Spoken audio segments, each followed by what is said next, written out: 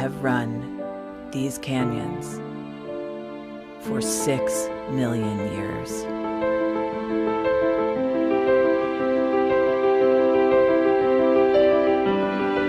I have traveled from the Rocky Mountains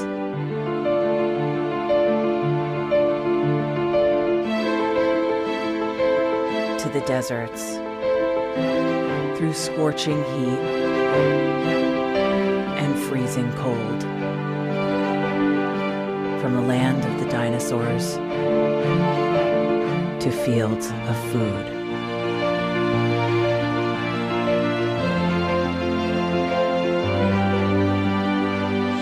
I lend my hand to 7 states, 2 countries, 9 national parks,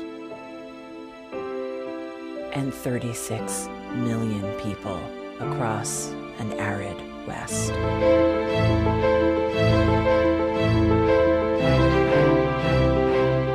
am not the strongest or the largest, but I am the hardest working.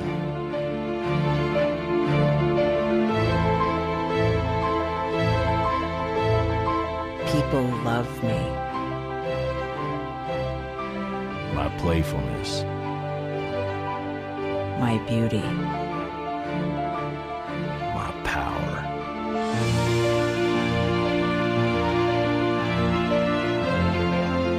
My life.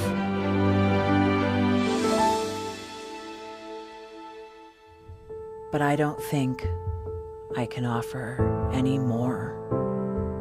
I am tired. I am tired,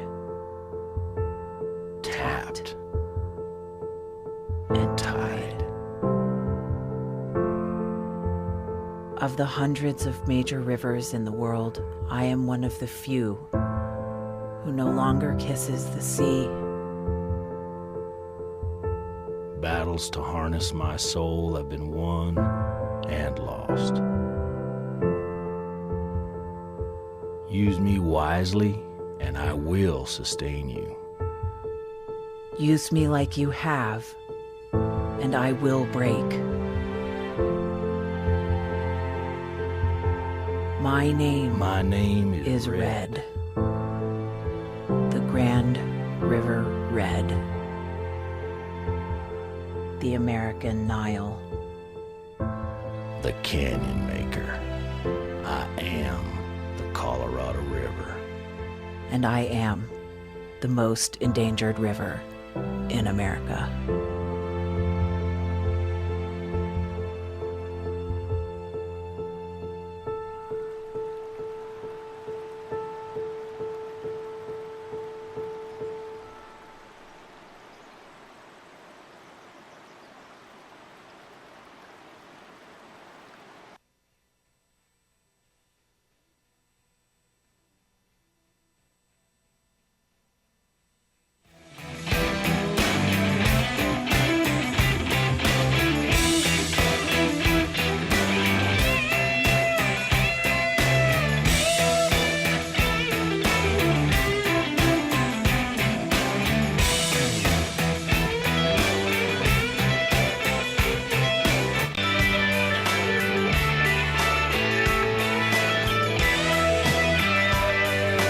Hey, good morning, everybody. What do you say? It is Tuesday, May 13. So good to see you today, and thank you for joining us here on the Bill Press Show. Gearing up for another fascinating 3 hours of news and commentary. We'll tell you the news. We'll give you our commentary, our thoughts on what's going on, and you give us ours. You know how to do so. Whether you're watching on Free Speech TV, we thank you for doing so, or whether you are somewhere else on the globe watching on our video stream at TawkrTV, youtube.com/Tawker, TAWKRTV. You can give us a call at 866-55-PRESS. You can send us your comments on Twitter at BP Show, and on Facebook at facebook.com/Bill Press Show. President Obama. Yesterday, a meeting in the Oval Office with the president of Uruguay. Unlike almost any other president that he would meet with, the president of Uruguay lectured President Obama about too many people in this country smoking. They got to stop. How it's very dangerous, he said, and America should become a bilingual country. Everybody here should learn English and Spanish. Today, President Obama, a little different kind of event. He will be awarding the Medal of Honor to Army Sergeant Kale White, only the 7th living member of the military to receive the Medal of Honor. And Donald Sterling is still out there stepping on his you-know-what, giving another interview, this one to Anderson Cooper on CNN, where he insists he's not a racist, and then he says, but Magic Johnson hasn't done anything to help minorities, and Magic Johnson is not a good role model for children because he has AIDS. There you go. We'll tell you about that and a whole lot more here today, and take your calls and comments on all the topics we're talking about on this Tuesday morning with the Bill Press Show. Good to have you with us. This is the Bill Press Show.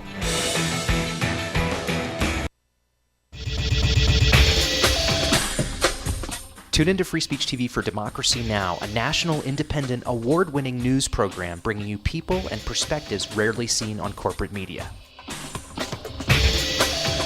Grunt work. Love it, hate it, useful, not useful. Necessary. Our social entrepreneurs are people who have been on the front lines of social change. I've learned so much from talking with them. This is Cafe Impact, and I'm Jonathan Lewis. I will say that I think is a challenge for anyone, especially the new workforce as they come in, is the ability to accept grunt work with grace. The most boring, awful details are the most important elements of doing this work. From the way you save names in your Rolodex to the way you bank and you deposit checks. The truth is, this work isn't glamorous, it's rewarding. You don't go into this for the glamour, you go into it for the impact. And so it takes that determination to do the scut work to actually get anywhere. It can be really challenging in a first job for someone who's coming out of finishing school to have the enthusiasm that they do to make the type of social impact that they've dreamed of. And now they're here in this first job, and all of a sudden they're shouldered with all this grunt work. And they don't understand, and they don't get it, and they're resentful. Talk more about the power of answering phones. Sure, I did that myself, took out the trash, cleaned offices when I had to, and it's all good. There's power in being a good team player and in being somebody who sometimes has to support other people's leadership before you get to have your own moment in the sun. Is it hard to wait? It is absolutely hard to wait, especially if you're an alpha female like I am. I think grunt work can help a new employee build trust internally and teach them the nuances of how an organization is run so that they can have a real good sense of what HR is doing, what finance is doing, what all the other departments are, and that actually makes them a better employee in the long run. So in my role on a daily basis, I literally can be looking at a new venture in software. We could be looking at a microfinance deal. I could be making coffee, taking out the trash, and riding a tractor on any given day. Have you found people who thought it was demeaning that they were given this job, work in the front office and make the coffee when they graduated with all A's from this great university? Yeah, people like that just don't last very long in our world. If your approach to life is that, you're so smart and you're such a fabulous entrepreneur that you can't understand why people aren't giving you opportunities, it's really hard to advance.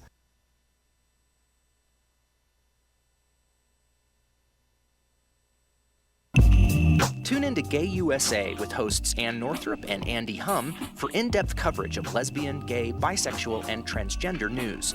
Watch Gay USA every week, only on Free Speech TV.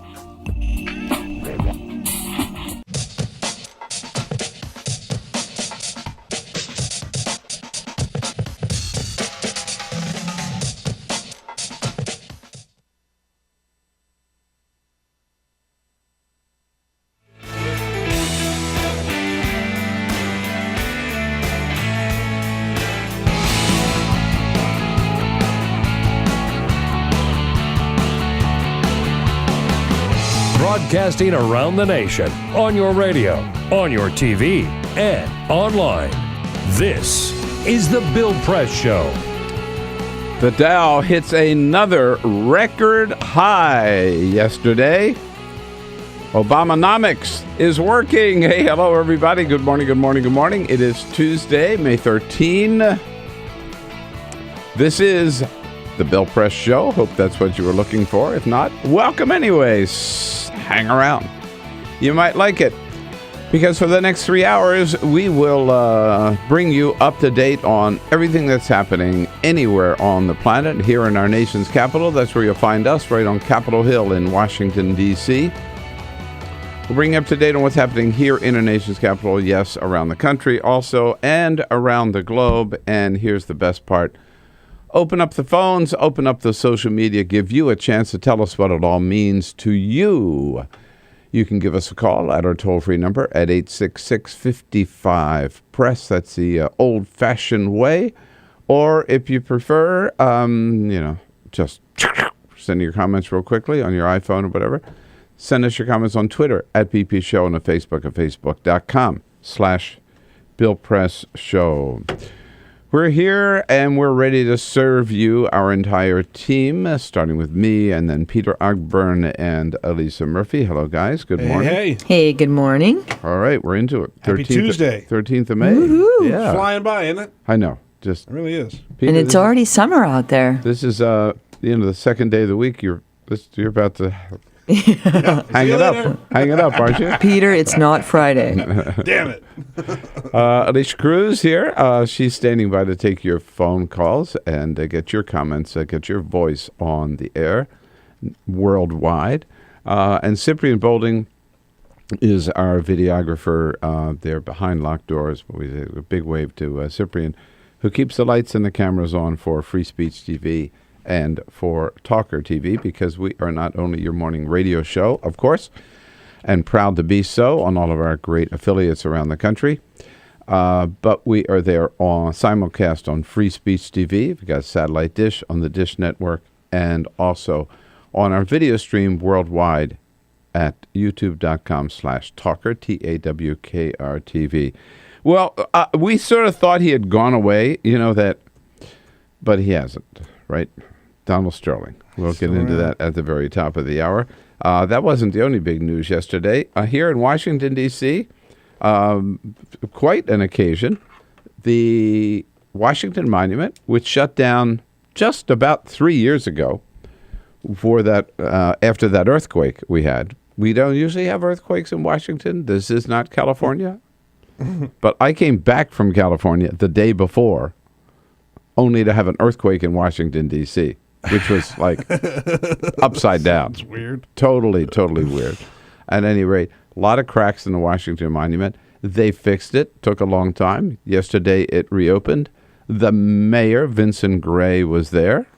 I'm proud on behalf of our entire population of the District of Columbia to be able to declare, to be able to proclaim May 12, 2014 as reopening of the Washington Monument Day in Washington, D.C. All right, Mr. Mayor and David Letterman had fun with us last night, indicating that the closing of the Washington Monument was had a lot of significance, actually, in Washington, D.C. The Washington Monument, you take your kid there to go look at the Washington Monument, the damn thing's been shut down for the last 2 years, like the Obama administration, ladies and gentlemen.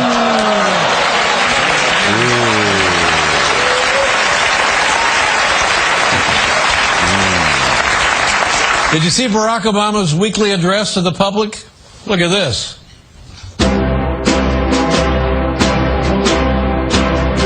Hi, everybody. In my State of the Union address, I talked about pizza. Thanks, and have a great weekend. A little brutal there.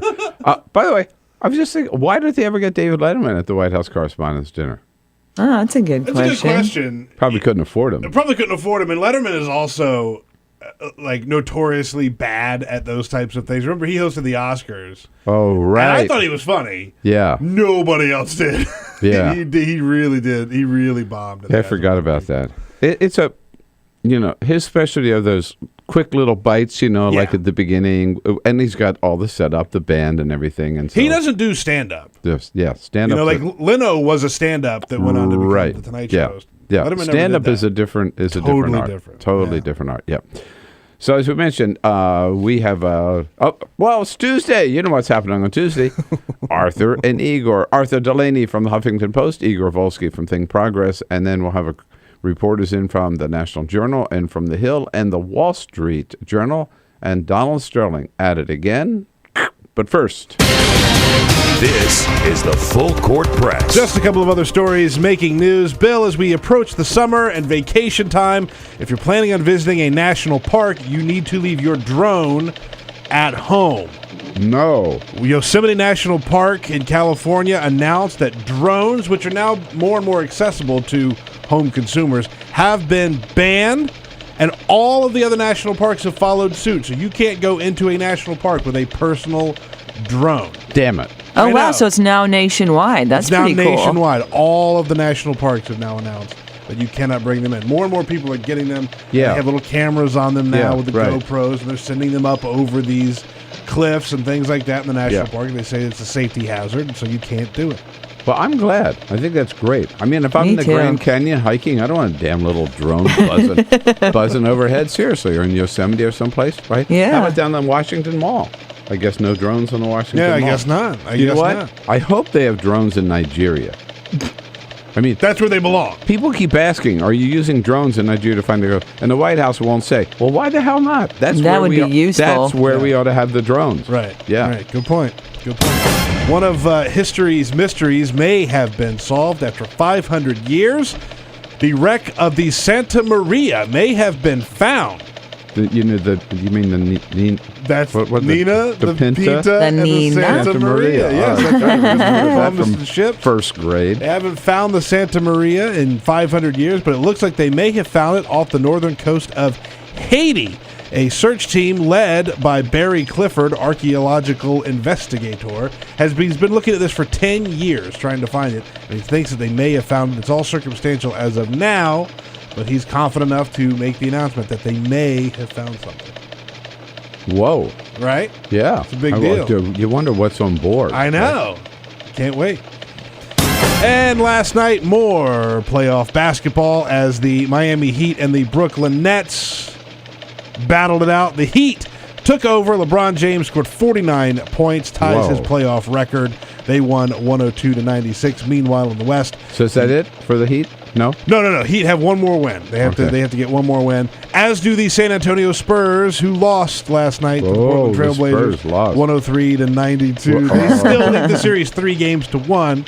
So they are still fans are still very confident that they will win that series. Right? Yeah. If they have fans. And tonight, tonight the Wizards are back at it at 7 o'clock Eastern, and the Clippers and the Thunder at 9:30 Eastern time. Okay. Well, the first rule of politics, when you're in trouble, Bill Clinton said it better than anybody else. When you're in a hole, stop digging. That lesson has not been learned by Donald Sterling. He and his wife both, the biggest blabbermouth I think we've seen on the public scene in a long time, just can't stop talking about themselves, and they keep digging the hole deeper and deeper and deeper. Clearly, Donald Sterling doesn't have any handlers, right? I mean, he has nobody who's advising him, or if he is, he's not listening to them, because he goes on, number one, mistake, goes on CNN with Anderson Cooper.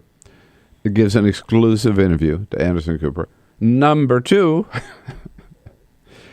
having decided to do the interview, he just makes his situation worse. Supposedly, this is the time when he's going to apologize and everybody's going to like him again, right? Not quite. He starts out... It's just so bad, it's funny. He starts out by calling Anderson Cooper a racist, right? Because Anderson Cooper... Not a great start, by the way. Not a great start to your interview, because Anderson Cooper asked him about a comment Elgin Baylor had made. Here's how that exchange went. Well, Elgin Baylor made a claim that you had a plantation mentality, and then now in this thing, you're saying you feed these guys. I think you have more of a plantation mentality than I do. Okay. You know what? I think you're more of a racist than I am. Okay. Because I'm not a racist, and I've never been a racist. I'll never be a racist. No, I don't know what that means to have a mentality. You're asking me about questions. What do you mean a mentality? Well, to have a plantation mentality is to feel like you own these guys. They're working for you. Do I own them? I don't know. My players earn $100 million a year. But again, now, do I own them? But in this tape, some you're of them saying, own $50 million a year. In this tape, you're saying I support them, I give them food, and clothes, and cars. Well, and I houses. think I create opportunities for them so they can make $100 million. I don't give them anything, believe me. And those players could get that same amount of money anywhere else. Yeah. Yeah, Anderson, you're more of a racist than I am. Just shut up, dude. Shut up, right? Let's remember what it was that Donald Sterling said that got him in all this trouble, right? I mean, he was out there talking about how I clothe these guys, I give them food, I give them car. Like, that is plantation mentality defined. Yeah, and whatever you do, don't bring them to my basketball games. Don't bring them to my games. Yeah, right. Okay, so then moving on. Well, what about what you said? And remember, he had already done. Sterling had already said he doesn't know why the girl made him say those things, right? So yeah, Anderson Cooper says, "You mean you were set up?" Here we go. I don't know why the girl had me say those things. There it is. You're saying you were set up. Well, yes, I was baited. I mean, it's not the way I talk. I don't talk about people, for one thing, ever. I talk about ideas and other things, but I don't talk about people. Yeah, Donald Sterling is incapable of talking about ideas. I mean, the idea that he would be talking about ideas, right? Yeah, no. Right. So he was baited, And then, just to prove that he's not a racist, he attacks Magic Johnson. Big Magic Johnson. What has he done? Well, he's a business person. He's got AIDS. Did he do any business? Did he help anybody in South LA? Well, I think he has HIV. He doesn't actually have full-blown AIDS. But. Well, what kind of a guy goes there and he has sex with every girl? Then he catches HIV. And is that someone we want to respect and tell our kids about? Wow. That's incredible. That is so incredible. This said by this philanderer, right, who's only in the news because he's had this girlfriend 50 years younger than he is, right? His mistress, right? Yeah, and now he's accusing Magic Johnson. I mean, the whole thing. And he also said that Magic Johnson has done nothing for the people of nothing for the people of South Central Los Angeles. Nothing for the poor. Nothing for minorities. Magic Johnson, who's done more in that community than just about anybody else, who's revered in South Central Los Angeles, right? And Donald Sterling says, "Oh, yeah, but he's got AIDS." There are plenty of professional athletes that you could knock for saying they're bad role models. Yeah, and they haven't lived lives that you want to. Magic Johnson's not one of those guys. No, like he is revered among players, former players, the youth that he gets involved with. So it's crazy. Adam Silver, the NBA commissioner, had to come out again and apologize. He didn't have to, but he did. Apologized to Magic Johnson on behalf of the NBA, saying, "I'm sorry that this clown, is still attacking you and making these kind of comments about you." Meanwhile, what I don't understand is Silver, who responded with such alacrity and such strength and determination. Why hasn't he called this meeting of the players to vote Sterling out? I mean, it's been 2 weeks, right? They should have met. They should have voted. And at the same time, Sterling's wife, Shelley, estranged wife, I guess, whatever, she wants to take over the team because she said she who's, by the way, also keeps digging, gives an interview with Barbara Walters yesterday where I thought Barbara Walters retired. I mean, come on, stop it. She's like Jay-Z. She keeps retiring. I guess so. Back. But so she tells Barbara Waters that she didn't do anything wrong. Why can't she take over the team? Fortunately, I was afraid about that. I learned yesterday that the NBA rules are such that if you vote the principal owner out, then all the other owners, they're with that principal owner, they're disqualified too. They're out. at the same time. So good. Shelly's, at least it looks like, is not going to be able to take her with you. That would be a colossal mistake. Yeah. All right, so there you go. You hear the latest from Donald Sterling. Well, as of now, by the end of this show, he will have said something else stupid to somebody else, probably. Donald Sterling, just shut up and go away. Every time he opens his mouth, he makes it worse, and he proves that he's more of a racist and dumber than we thought. 866-55-PRESS.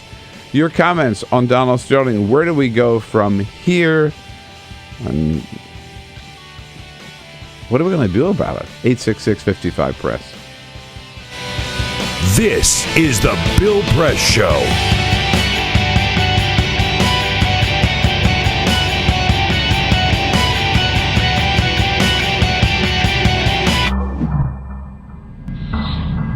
You make it sound very easy to take these 90-degree turns in your career. You went from engineering to law. But there's an awful lot of people at that age who feel they're on a track, they've invested time in learning a career, and they need to see it through to the end, or maybe their parents are pushing them to stay in one route. What is your advice for a young person? Stay away from your parents. Our social entrepreneurs are people who have been on the front lines of social change. I've learned so much from talking with them. This is Cafe Impact, and I'm Jonathan Lewis. My mom is a pretty spectacular human being. We essentially came to the United States as refugees. And that is when I really got to understand who my mom was as a person. Being a refugee in a foreign country, you would think that it would affect you so much. It was like my mom, nothing changed for my mom. What was really at her core and her center was always being with her kids and getting to spend time with them and making sure that they were okay and making sure that they could still go out and play soccer. I knew that if my goal was to go to Liberia and to work on economic justice so that, kids could go to school and have access to a doctor if they have malaria, that if I bet on their moms, we win. I think I just come from a lineage of kick-ass women is all I can say. My grandmother came to this country from Mexico as a single mom with 5 children. And I, have an amazing mother who had 3 children, was going to school, working full-time. I mean, almost my story. But she did that and got her bachelor's degree at 40. And so I had a great role model. When I came home and told my mom I was pregnant, her response to me wasn't, your life is over. Her response to me is, well, I want a plan. You need to, let me know what you're going to do about this because you're now responsible for somebody else. I was the first one in my family to go to college, and my parents were very proud of it. They both had to work. My mom in a factory, and my dad in the supermarket, and I was their success story. However, on graduation day, they said, are you going to be a doctor? Are you going to be an engineer? You're going to be a businessman? What are you going to, lawyer? I said, I'm going to join the Peace Corps. And they said, what? My parents were very much opposed to this, and it was very difficult. How much pressure did they put on you? Tremendous pressure. Up until we were leaving from O'Hare Airport for me to go to Peru, my mother questioning me, like, where is Peru? You've never been out of the country. What do you know? Do they have doctors? Do they speak English there? What are you going to eat? You like my cooking? I said, Mom, I'm going to be a pioneer. Why do you always have to be the pioneer? Let them do it. Let them come back, and then you go. I said, no, I want to be the first to go. I grew up in a pretty rough neighborhood, so there was a lot of gang activity. And one of my friends actually was murdered on a basketball court when a 15-year-old child shot him in the back of the head. And I was just hopeless. And my mom actually, she brought me to a place of empathy for the kids who were involved in actually murdering him. Because my mom sort of said, look, where do you think those kids are coming from? And then she said, so if you're angry about it, do something. Actually change the way this world works.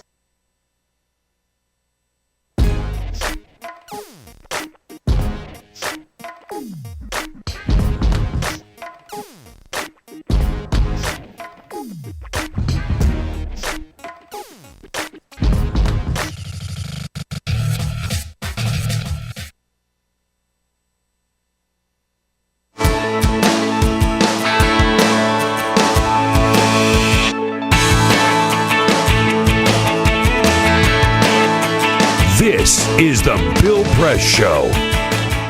26 minutes after the hour, Arthur Delaney from the Huffington Post joins us at the half hour for our Tuesday Fix with Arthur.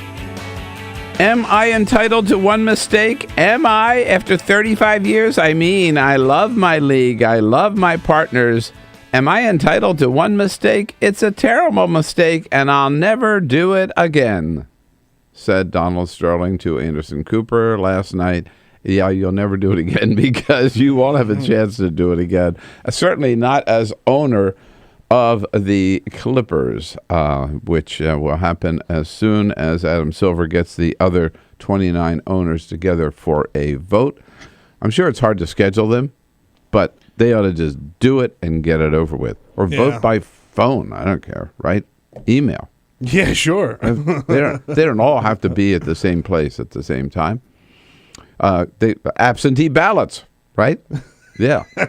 Here we go. Your thoughts, your comments at 866-55-PRESS. May calling from Crandon, Wisconsin. Hi, May. Good morning. Good morning. What do you think about this guy? I think that he is insecure and is afraid of losing his girlfriend to a basketball player. I think he keeps putting his foot in his mouth. And I guess he in the presence of such gods, he feels he has no game. Yeah, that's a good way to put it. I don't know. Do you think? Don't we all think and maybe hope that he's already lost his girlfriend? I hope so. I mean, if they're together after all this. What do you think, May? I think he was trying to protect it from going on the outs, and that she had already moved on, huh? Had already like wandering eyes and was gravitating towards that, and that's when he got himself into trouble. Well, I don't know. Hey, May, good to hear from you. I'll tell you one thing. As crazy as she is, I wouldn't be surprised. And by the way, as big a money grubber as she is and a gold digger, I wouldn't be surprised if she still wants to be his girlfriend. Take the shield off, baby. This is the Bill Press Show.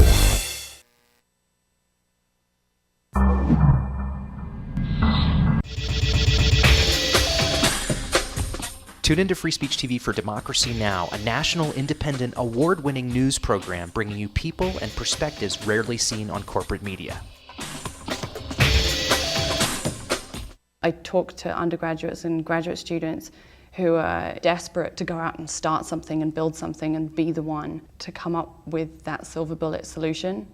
And I just want to say, slow down. Our social entrepreneurs are people who have been on the front lines of social change. I've learned so much from talking with them. This is Cafe Impact, and I'm Jonathan Lewis. Most of the people you're talking to who want to come into the social change space, are they prepared? If you're early in your career, there's a couple of really important things to do. The first one is just to shut the hell up and don't talk for about 5 years and work really, really hard. The only way you're going to be given more difficult things to do is by solving the ones you're already given. And if you're somebody who's always complaining or wants to be promoted above where they really are, you can't learn enough to start to take on a greater pool of responsibilities. Advice you would give a person coming out of college is go work for other people, make your mistakes on their dime. That sounds like me, absolutely. It does sound like you. And you know who that came from is one of my board members, Eric Buttline. Eric had seen me start a few companies as a young kid. I mean, I started my first real company when I was 16. And Eric said, "Chid, do me a favor. I know you have this thing in your head that you think you're this great entrepreneur, but like go work for somebody for a little while and just learn how things are supposed to be done. And when you're done with that, let's have another conversation about, you know, your next venture." And I think another thing to remember, and this is something that I've really only learned in the past couple of years, is that although the problems are urgent and so important for us to address, I need to have more patience. I'm not going to solve those problems on my own. You're not going to solve those problems on your own. I'm an apprentice in all of this. You know, I'm an apprentice in life. I'm an apprentice in problem solving. I'm not going to change the world until I'm at least 65. That's my goal at this point.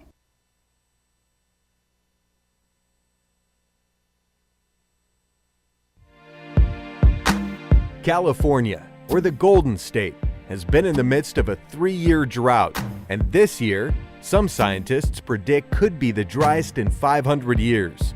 Governor Jerry Brown declared a state of emergency in January and in February of this year. The world's 10th largest economy, California is also the United States' top agricultural producer. Half of all our fruits and vegetables come from California.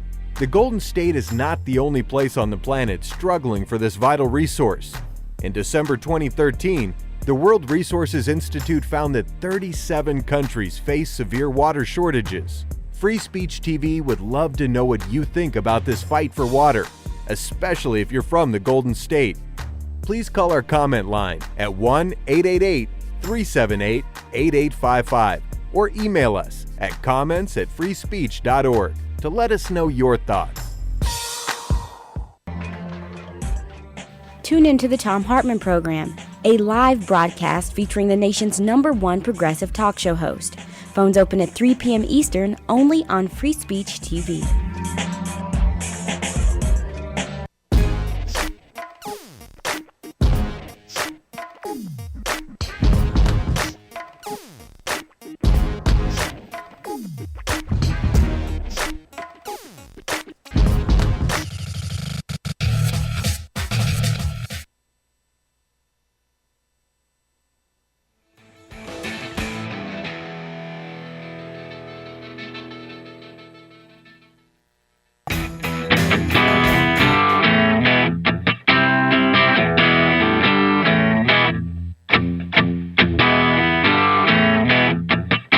Connect with The Bill Press Show on Twitter. Follow us at BP Show and tweet using the hashtag WatchingBP. This is The Bill Press Show.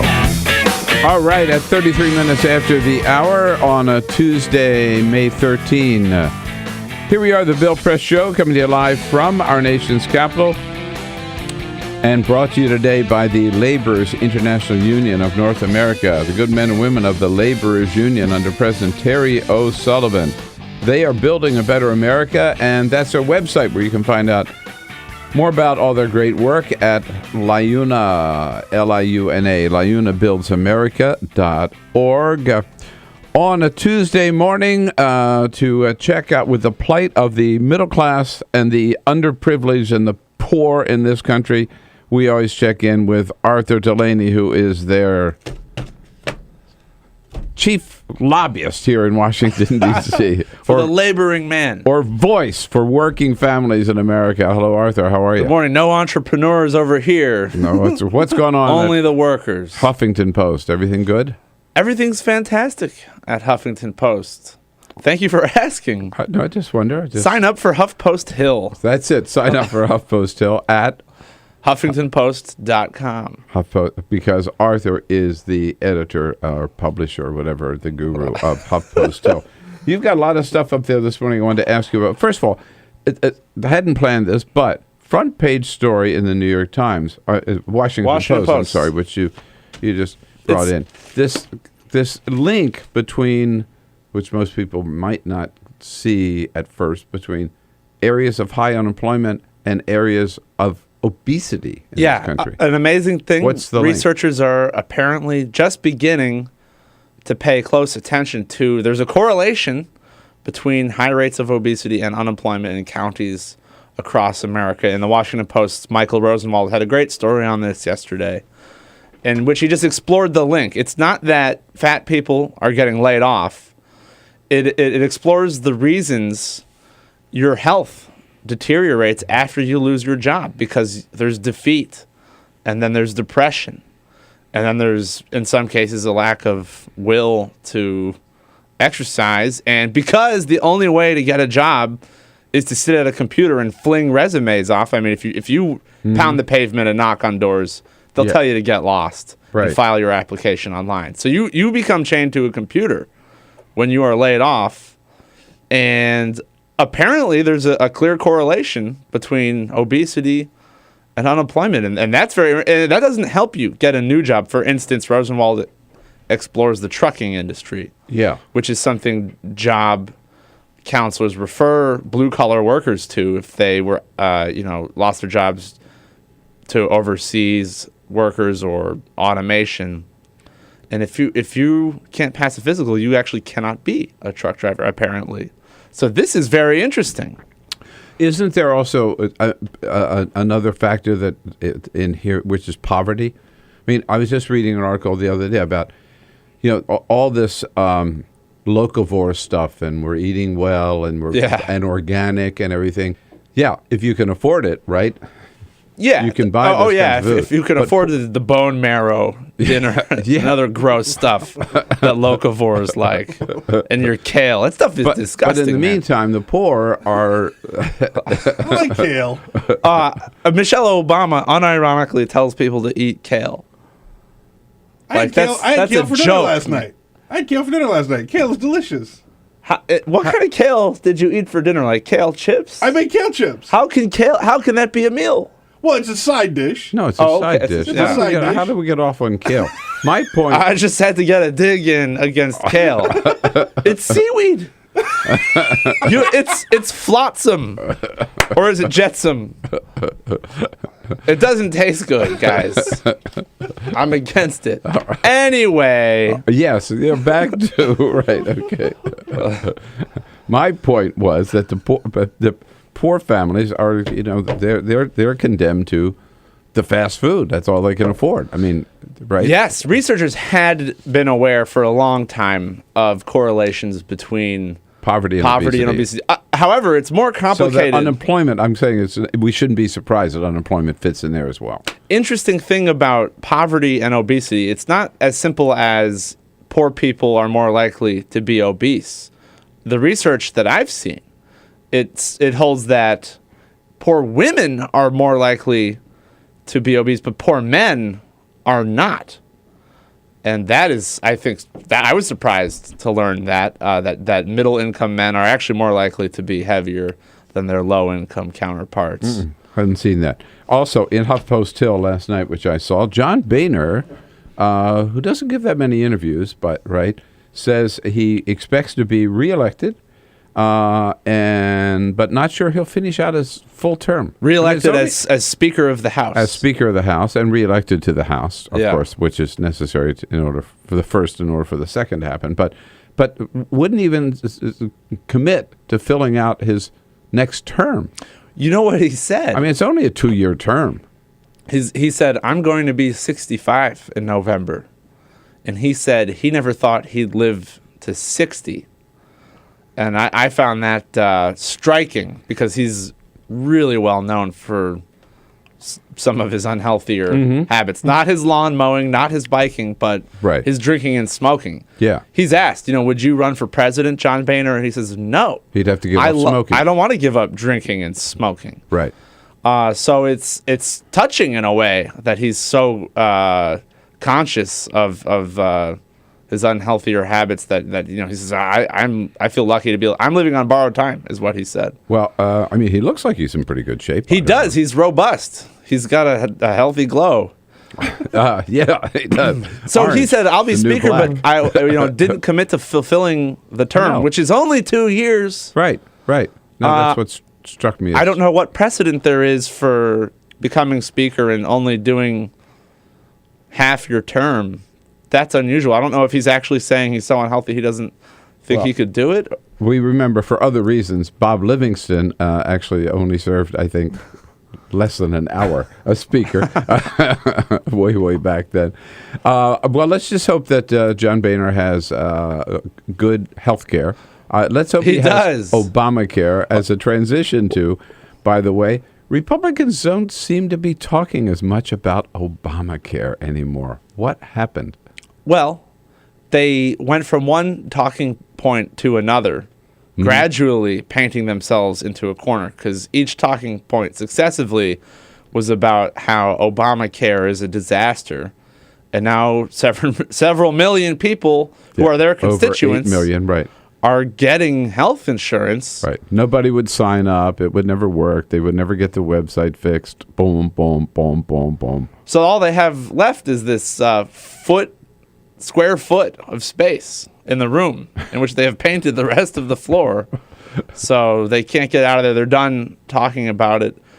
Or it could be that the latest Benghazi revelation is so exciting. It has just subsumed the Obamacare talk, but I don't think so. I think the Benghazi stuff clearly seems like they're willfully going to that. Yeah, right. I mean, they shifted to Benghazi because Obamacare just became less of an issue for them. I mean, there was less to hang their hat on there, right? Clearly, or as you say, painted themselves into a corner. And that was the issue. What I find interesting about it, that was the issue they really planned to run on. We know that, right? They're already running ads in some states attacking people for voting against Obamacare. So how long before Democrats turn that around and say, damn right, I voted for Obamacare, and start running ads attacking the people who voted against it? Well, you've got some of the vulnerable Democratic senators already indicating that they're going to be aggressively pro-Obamacare, like Kay Hagan, I believe. Kay Hagan has started in North Carolina, right? Right. They had the incoming health secretary before the committee, and Kay Hagan was very forcefully defending the law and comparing North Carolina, where they did not expand Medicaid per the law, to other states where they did. And these are just clear, easy to understand benefits. It's suggested to everyone that Kay Hagan's going to be aggressively pro-Obamacare. And the anti-Obamacare messages that Republicans had said, they just said, I'm against Obamacare. I'm going to repeal Obamacare. But policy-wise, if you would go to their websites, all along, they've said things like, well, we support requiring insurance companies to offer insurance to people with pre-existing conditions, which is like the heart of Obamacare. I am questioning the sincerity of the repeal Obamacare crowd, because whenever pressed on part of the policy, they have supported it. So it's something that just had to go away eventually. Now that you're actually talking about potentially taking health insurance away from millions of people, it has become totally untenable. Right. And all the polls show that if you ask people, what do you think about Obamacare? Yeah, it's not so hot. But if you ask people, what do you think about pre-existing and being able to buy insurance? Yeah. Everyone, if you go through policy, plank by plank by plank, right? Yeah. Kids staying on their parents' health insurance until they're 26 or whatever, kids, young people. People love it. Point by point by point. They just don't like the name, maybe. New polling this week asked people in Kentucky what they think of Obamacare. They don't like it. And it asked them what they think of Connect, which is the Kentucky name for Obamacare there. And actually, they didn't like that either. But when you asked them, well, how much do you hate Obamacare? They said a lot. How much do you hate Connect? Not at all. Yeah. I must say, the Koch brothers have done a great job on Obamacare, making it like the four-letter word. Yeah, right, absolutely. Well, the president's not popular. Right. So that's an obvious political play. It's associated with the president, so it's not going to be popular. But sadly, it's worked for far too many people. Just that term, just that. None phrase. of this is to say Democrats won't get shellacked in November. I think that's pretty likely. You don't? No. You're dead wrong with that, Arthur. Democrats are going to keep the Senate. Arthur, stick to poverty. Don't $10,000 bet. $10,000. Don't try to become a Senate prognosticator. I am a Senate prognosticator. I can't help it. And Arthur Delaney's here from Huffington Post. He's not right about everything. Republicans got the Republican Party. They got a pretty stern lecture yesterday on immigration from an unexpected voice, the head of the U.S. Chamber of Commerce. That and more with Arthur Delaney when we come back here on Tuesday edition of the Bill Press Show. This is the Bill Press Show.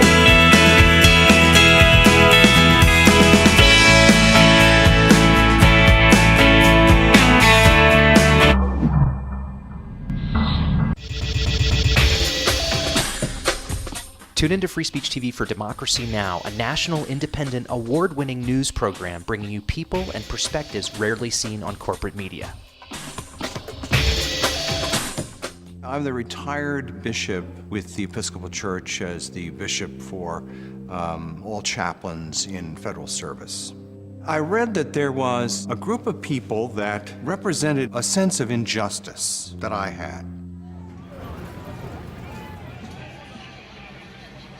We'd lost Zuccotti. I mean, there was a kind of a hope that maybe Trinity Church would be gracious and give refuge.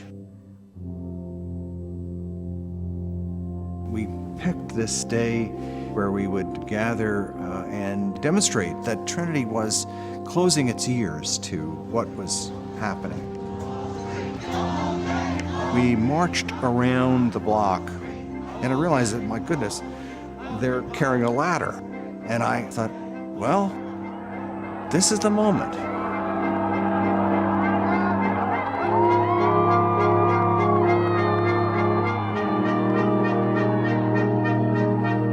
You could feel a spiritual presence. You could feel a certain something.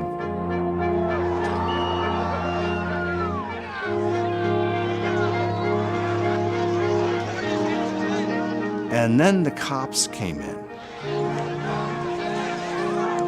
It got brutal. Yeah, I'm with you right here. Robin, I'm here. The church needed, in this moment in history, to stand alongside of these protesters. The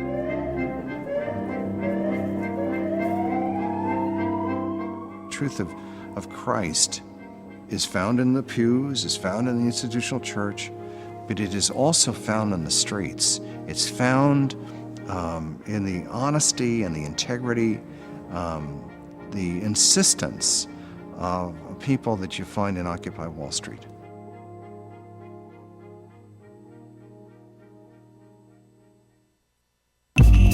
Tune in to Gay USA with hosts Ann Northrup and Andy Hum for in-depth coverage of lesbian, gay, bisexual, and transgender news. Watch Gay USA every week, only on Free Speech TV.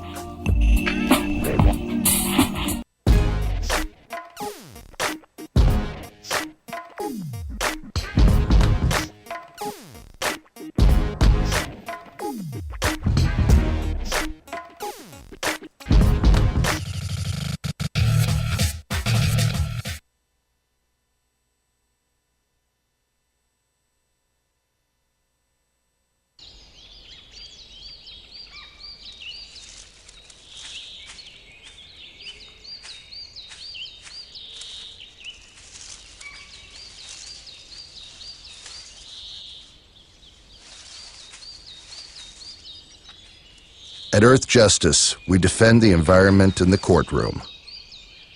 Join our fight. When you take a seat, you take a stand.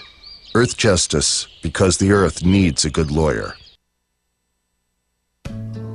You wouldn't let money just blow out of your house. So when your AC or heater is on, make sure the doors, windows, and fireplace flue are shut tight. If you're headed out, turn down the AC.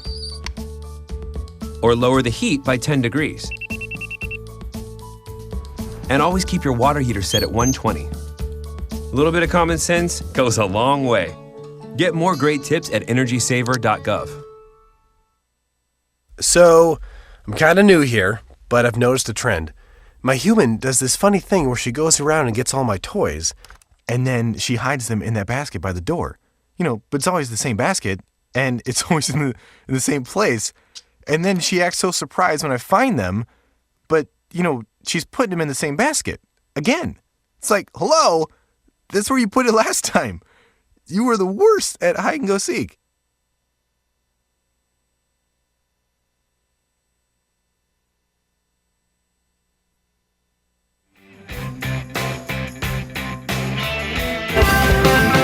Here we go at 10 minutes before the top of the hour. Igor Volsky from Think Progress here at the top of the hour for a Tuesday morning Bill Press show. Joining us right now from the Huffington Post and editor of HuffPost Hill, Arthur Delaney. So Arthur, Tom Donahue, head of the U.S. Chamber of Commerce, basically telling Republicans yesterday, and we all see the U.S. Chamber is a big support group for the Republican Party and Republican candidates, telling us they were wrong about immigration reform and they ought to get on it, right? And the Chamber has been supportive of immigration reform all along. And why? I think it's good for business, is their thinking. I mean, the economic evaluations of comprehensive immigration reform from CBO show it good for budgets and everything else, good for the economy to bring workers in. So they look at the bottom line, and they want this. But it just goes to show how intransigent Republicans have been on this. But there is a theory that could change. Yeah. After these elections, we are sort of in the midst after of the primary elections. Right. The thinking being that Republicans will relax after they're done with whatever challenges they've got from their right flank, from Tea Party people who are even more conservative than the bunch we've currently got. And this has, I think, been a pretty clever notion for more than a year, and it will soon be put to the test. Well, I find it interesting that the Chamber, on this issue, as you point out, from a business point of view, right, saying this is good for business, good for America to have immigration reform. They also, the Chamber has long been, which I've always admired about them, they've also been a strong supporter of doing trade with Cuba and renewing our relationship, our trading relationship and other relationships with Cuba, because they say just from a point of view of American businesses, it's crazy not to provide the opportunities to American business leaders to go down to Cuba and, open restaurants or open a fleet of taxi cabs or whatever. They're great business opportunities. They're 90 miles off the coast. So they are fierce advocates for many Republican positions on economic issues. Right. Which makes you forget that their ideology is money and shareholders and not conservative politics. I just think it's nice to know that once in a while they get something right. That silver fox, Tom Donahue. The other one? The other silver fox. Well, Washington is big enough for two of us. Okay. And once in a while, we agree on the issues. So you guys probably both like Kale. No, Arthur, I'm with you on Kale. Kale is green, so Tom Donahue is all for it. I'm with you on Kale. Oh, you are? Yeah. I'm a big Kale defender. Proudly. Stuff is gross. It is like seaweed, but no, it's not like seaweed. It is seaweed. You know who probably likes it? Igor. I'll bet you. We'll find out. Igor Volsky. I think he's. I feel like Igor is going to have my back on this. Igor and I were chatting yesterday. About Kale? No, we discovered that we're both huge fans of the show Dance Moms.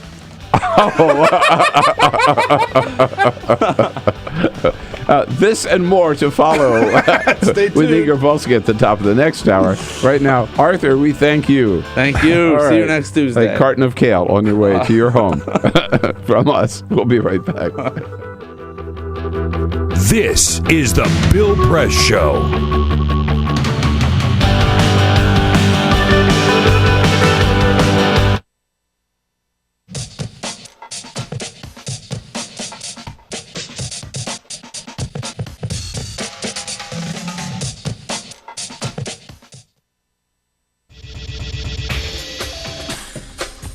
Tune into Free Speech TV for Democracy Now!, a national, independent, award-winning news program bringing you people and perspectives rarely seen on corporate media.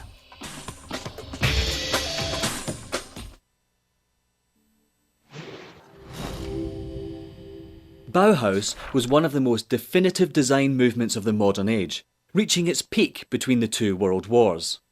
The word Bauhaus, loosely translated from German, means house of construction or school of building. Bauhaus was a new type of art school. Historically, European art academies taught each design subject separately. The Bauhaus offered foundation training in many art and design disciplines. They believed in variety.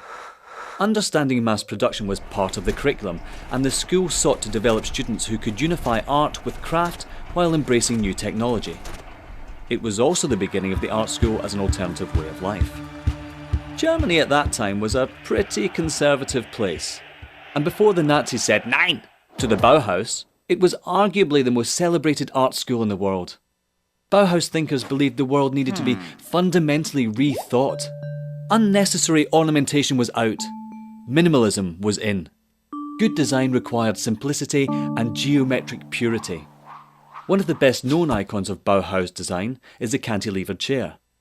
Designed by someone named Breuer, it was inspired by the steel tubes of his bicycle, and ultimately led to the first lightweight, mass-produced metal chair. Despite his success, Breuer concluded that eventually chairs would become obsolete, and everyone would soon be sitting on supportive columns of air. Bauhaus was all about innovation and inspiration. Nowadays, Bauhaus influences can be seen everywhere, from road signs and graphic design to big windows and even bigger buildings. In architecture, the international style, as it became known, influenced skylines the world over. Bauhaus was about ideas, reform, exploration and vitality, about making more tidy sense of the rapidly evolving world around us, and giving us more cool stuff for our apartments.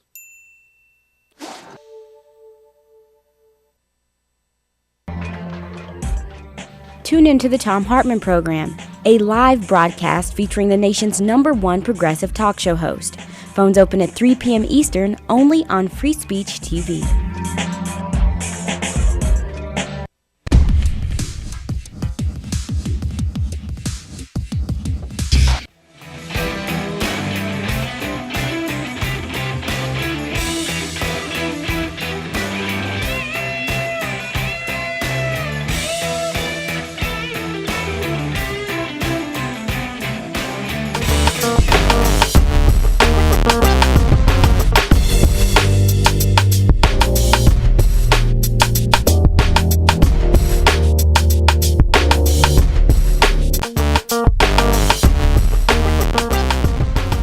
All right. Peter Ogburn. Quick story, sad story, weird story out of North Carolina. Clay Aiken has been locked in a primary with Keith Crisco, the Democratic primary. Yesterday, Crisco died. He suffered a fall at his home and passed away. Aiken has suspended his campaign, but for now it looks like he's going to be the Democratic nominee there. Yeah, and I think he was going to win anyway. Yeah, right? It looked that way. Ooh, what a weird story. Igor Volsky from Think Progress coming up in the next hour. Stay with us. This is the Bill Press Show.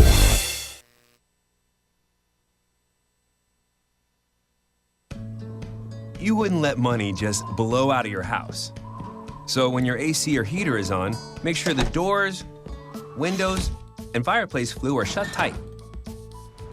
If you're headed out, turn down the AC or lower the heat by 10 degrees. And always keep your water heater set at 120. A little bit of common sense goes a long way. Get more great tips at energysaver.gov. So, I'm kind of new here, but I've noticed a trend. My human does this funny thing where she goes around and gets all my toys, and then she hides them in that basket by the door. But it's always the same basket, and it's always in the same place. And then she acts so surprised when I find them, but, she's putting them in the same basket. Again. It's like, hello? That's where you put it last time. You were the worst at hide and go seek.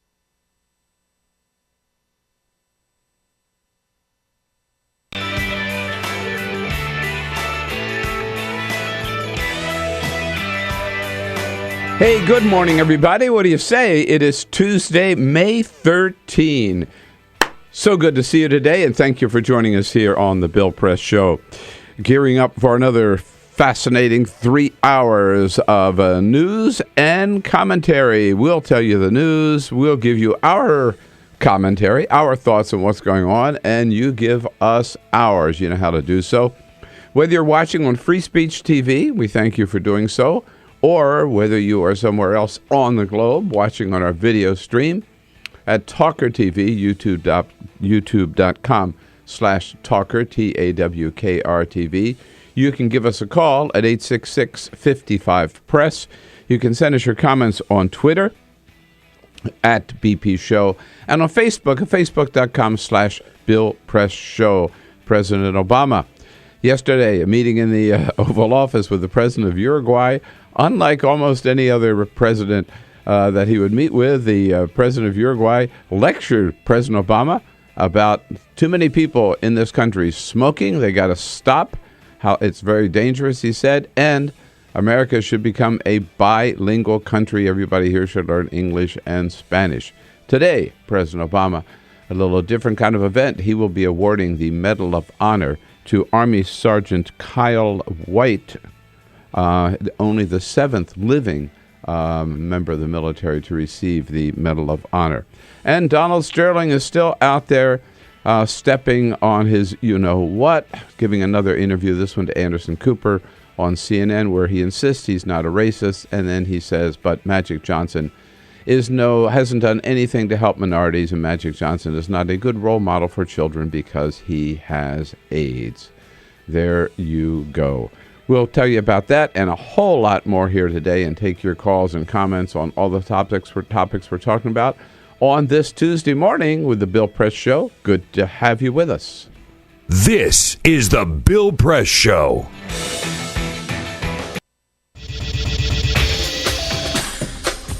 Tune into Free Speech TV for Democracy Now!, a national, independent, award-winning news program bringing you people and perspectives rarely seen on corporate media. Grunt work. Love it, hate it, useful, not useful. Necessary. Our social entrepreneurs are people who have been on the front lines of social change. I've learned so much from talking with them. This is Cafe Impact, and I'm Jonathan Lewis.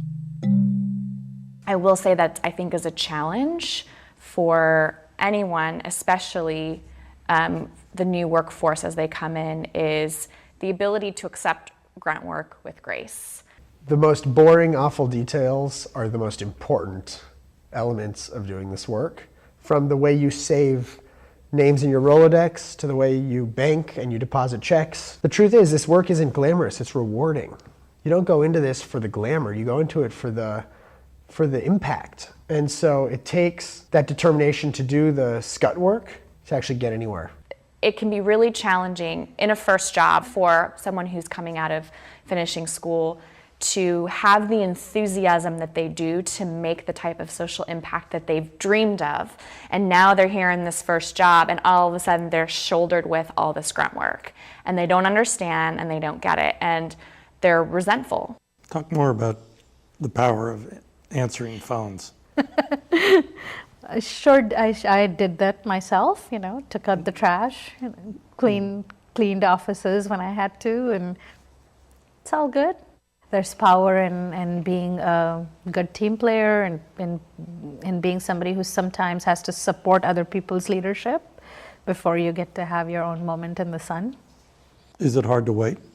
It is absolutely hard to wait, especially if you're an alpha female like I am. I think grunt work can help a new employee build trust internally and teach them the nuances of how an organization is run so that they can have a real good sense of what HR is doing, what finance is doing, what all the other departments are, and that actually makes them a better employee in the long run. So in my role on a daily basis, I literally can be looking at a new venture in software.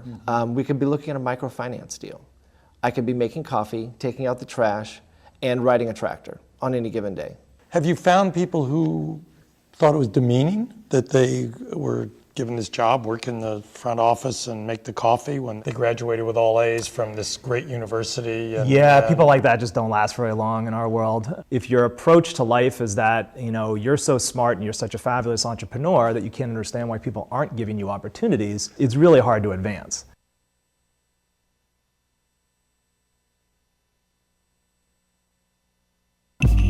Tune in to Gay USA with hosts Ann Northrup and Andy Hum for in-depth coverage of lesbian, gay, bisexual, and transgender news. Watch Gay USA every week, only on Free Speech TV.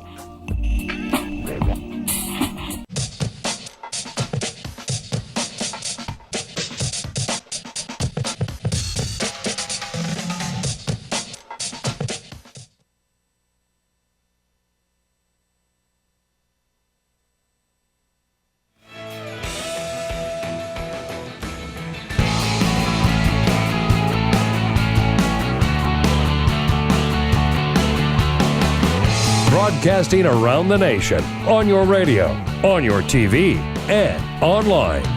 This is The Bill Press Show.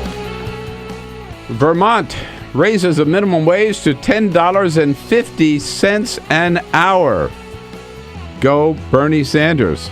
There it is, leading the way in Vermont. Hey, good morning, everybody. What do you say? It is Tuesday, May 13, and this is the Bill Press Show. So good to see you this morning. Welcome to the program, and get ready for all the big news of the day from Washington, D.C., from around the country, from around the planet. We'll tell you everything that's going on, as much as we have time for, and then give you a chance to sound off about it all, what it all means to you and to your family, to your community. Give us a call at 866-55-PRESS. Send us your comments on Twitter at BP Show and on Facebook at facebook.com/Bill Press Show. And back at his regular time this week. We threw him a curveball last week and made him come in a half an hour early, and it just screwed up his entire life. My goodness. Still Igor trying to Volsky, get it back on track, my we're life. trying to get it back on track. Week. I know. Yeah, right. And he...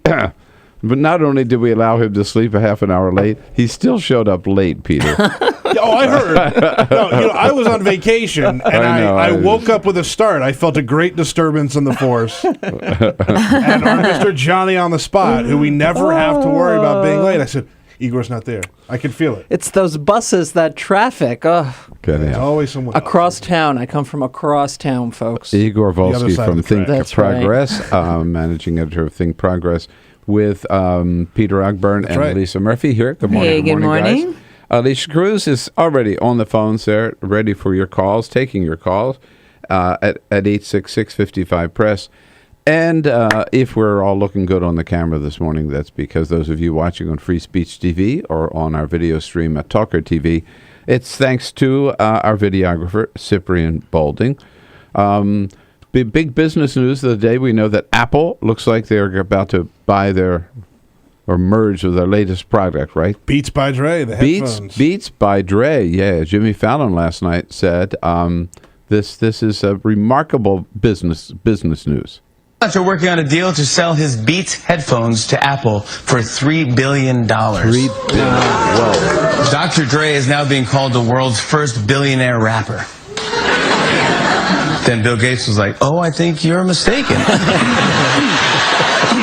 Check. My name is Billy Gates, and I'm here to say I like making software for computers. Coming later this summer. Sorry, I just want to make sure it's not broke. Testing. I just want to make sure it's not broken. That's right, Dr. Dre got $3 billion from Apple.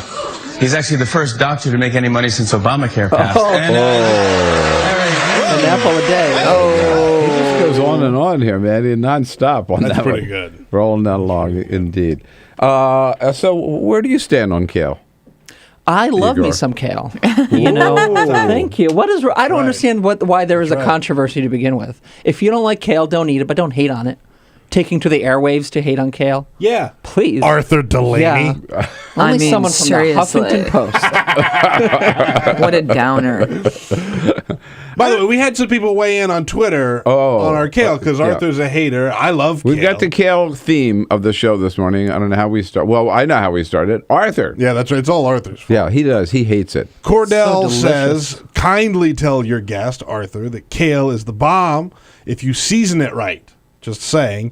And raising one eyebrow says, Arthur Delaney is anti-Kale, a brave stance in a world of cowards. Oh. I had Kale for dinner last night. It was delicious. I remember a couple of years ago, the last time I was in Ithaca, New York. We have a great WNYY, great affiliate up there. And, the campus of Cornell is spectacularly beautiful. And there are all these gorges that go through it. I mean, canyons or whatever, right? And some of them are very scenic. And I was out on the bridge in the middle of one of them, and looking across, and on one of the pillars of this bridge, I don't know how they got there, was a sticker that said, "Eat more kale." And I thought, only in a college town like that would just eat. Yeah. Yeah, no, but healthy. Kale. delicious. I mean, Americans need more kale in their diets. Versatile. You can eat it raw. You could eat it braised. You could eat I think Michelle Obama's calling in to weigh in on this. Kale actually. chips. Kale on chips. The kale. Yeah, exactly. All Big White House initiative. All right, so we've got a theme. So if you want to get on the air this morning, probably the best way to do it is to mention kale and you get through. We'll get right to the more important stories of the day with Igor Volsky. But first... This is the Full Court Press. Just a couple of other stories making news. Now on Twitter, you can mute users that you don't want to hear from. Now in the past, you follow someone or you unfollow someone or you block them if you don't want to have any interaction with them. But now you can follow someone but then mute them and not see what they have to say. And this way, it's... Well, then why follow them? Well, this is the thing, right? So if you unfollow someone, then they know that you've unfollowed them. Oh, I see. This is a way to follow someone, and then if you get tired of them, you can mute them, and then they don't know that you don't care what they have to say anymore. Or if they're live tweeting something on and on and on, and you don't care about that event, you mute it and then go back to them. All right. So this way, you don't hurt anybody's feelings, but then you don't have to hear from them anymore. And then you can unmute them? You can unmute, yeah. Okay. You can reverse the action. It's very passive-aggressive. God Yes, forbid. it is. It is awfully passive-aggressive. Yeah, God forbid, to hurt anybody's No, I know. feelings on Twitter. No. Oh, God. You don't like somebody, you just unfollow them, or you never follow them in the first place. It's easy to do. Today, in a big speech at the American Enterprise Institute, Rob Portman is going to be giving a major speech on drugs, and he is going to make the argument that we should stop the war on drugs altogether. Look at An that. exclusive by our friend Evan McMorris-Santoro at BuzzFeed. You got to look at the speech ahead of time. Portman says, quote, "You cannot talk about poverty without talking about addiction, and addiction is something that a war on drugs is never going to solve." Good for him. Yeah, absolutely good It's for him. very, very, very strong. He makes no bones about it. Get rid of the war on drugs altogether. By the way, that is the true conservative position. Right, exactly. No, it is, I know. and it's a conservative position that was espoused by George Shultz, former Secretary of State. William F. Buckley Jr. always had this position, and there's some others. I mean, but prominent leading conservatives who have said war on drugs, total waste of. And in modern times, I mean, it looks like Rand Paul is, at least idea-wise, kind of leading the party in this sense. Mm-hmm. We'll see how this is received. And if you're flying from Great Britain to Las Vegas, it's about an 11-hour flight. There's not a lot to do. So one woman who was flying to Las Vegas with her parents decided to join the Mile High Club with her seatmate, the guy that was sitting next to her, with her parents on the flight. She went into the bathroom with the gentleman, and they were making so much noise that the crew ended up having to kick the door down, and she got so mad she was screaming at the passengers. They handcuffed her to her seat with her parents on board. No way. Repeat. When she showed up, police escorted her off the plane, gave her a stern talking to, but no charges were filed. Naturally, this occurred on a Virgin Atlantic flight. Of course. But there are no Virgin Atlantic flights from London to Vegas? London to Vegas. No. Yeah, absolutely. Really? Yeah. All right. Well, How do you think Prince Harry got there? Yes, I imagine maybe he was the other guy. They never mentioned the guy that she was hooking up with. I'm surprised that just don't have. Buried the lead. Believe it or not. I'm surprised they just have slot machines on those flights, right? Yeah. Yeah, get all the money you can. I mean, certainly, once you get off the plane in Vegas, the slots are right there. They don't waste much time. Right at the gate, man. I'm telling you. Igor, yesterday, one of the stories on Think Progress was about what's happening in one more state where the barriers to same-sex marriage seem to be falling, the state of Arkansas. What's the latest? Well, the first southern state, really, to have marriage equality. For the time being, a federal judge on Friday ruled that the ban, now they have two bans, one in state law and one a state constitutional amendment they passed in 2004 prohibiting marriage equality. Yeah, this is one of the states that passed the constitutional in 2004 amendment. under Bush during that re-election campaign. The judge said, it's an Arkansas judge, that it's unconstitutional, it violates equal protections, and gay couples should be allowed to marry, and they have been, starting on Saturday, Sunday, and Monday. Now, the other interesting wrinkle is the Attorney General in Arkansas, this guy, Dustin McDaniel, a week prior to the decision, announced his personal support for marriage equality. He was the first state lawmaker to do so. But he said he's still going to defend state law. And so on Monday, yesterday, he filed an appeal to stay the decision, appealing the judge's ruling to the state Supreme Court.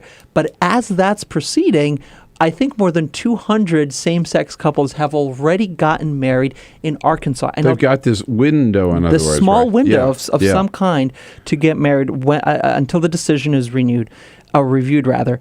And the interesting part here is there's a big race, a big Senate race in Arkansas between Mark Pryor, the sitting Democrat, and Tom Cotton, who's a congressman who's challenging him. And both men are completely silent on this decision.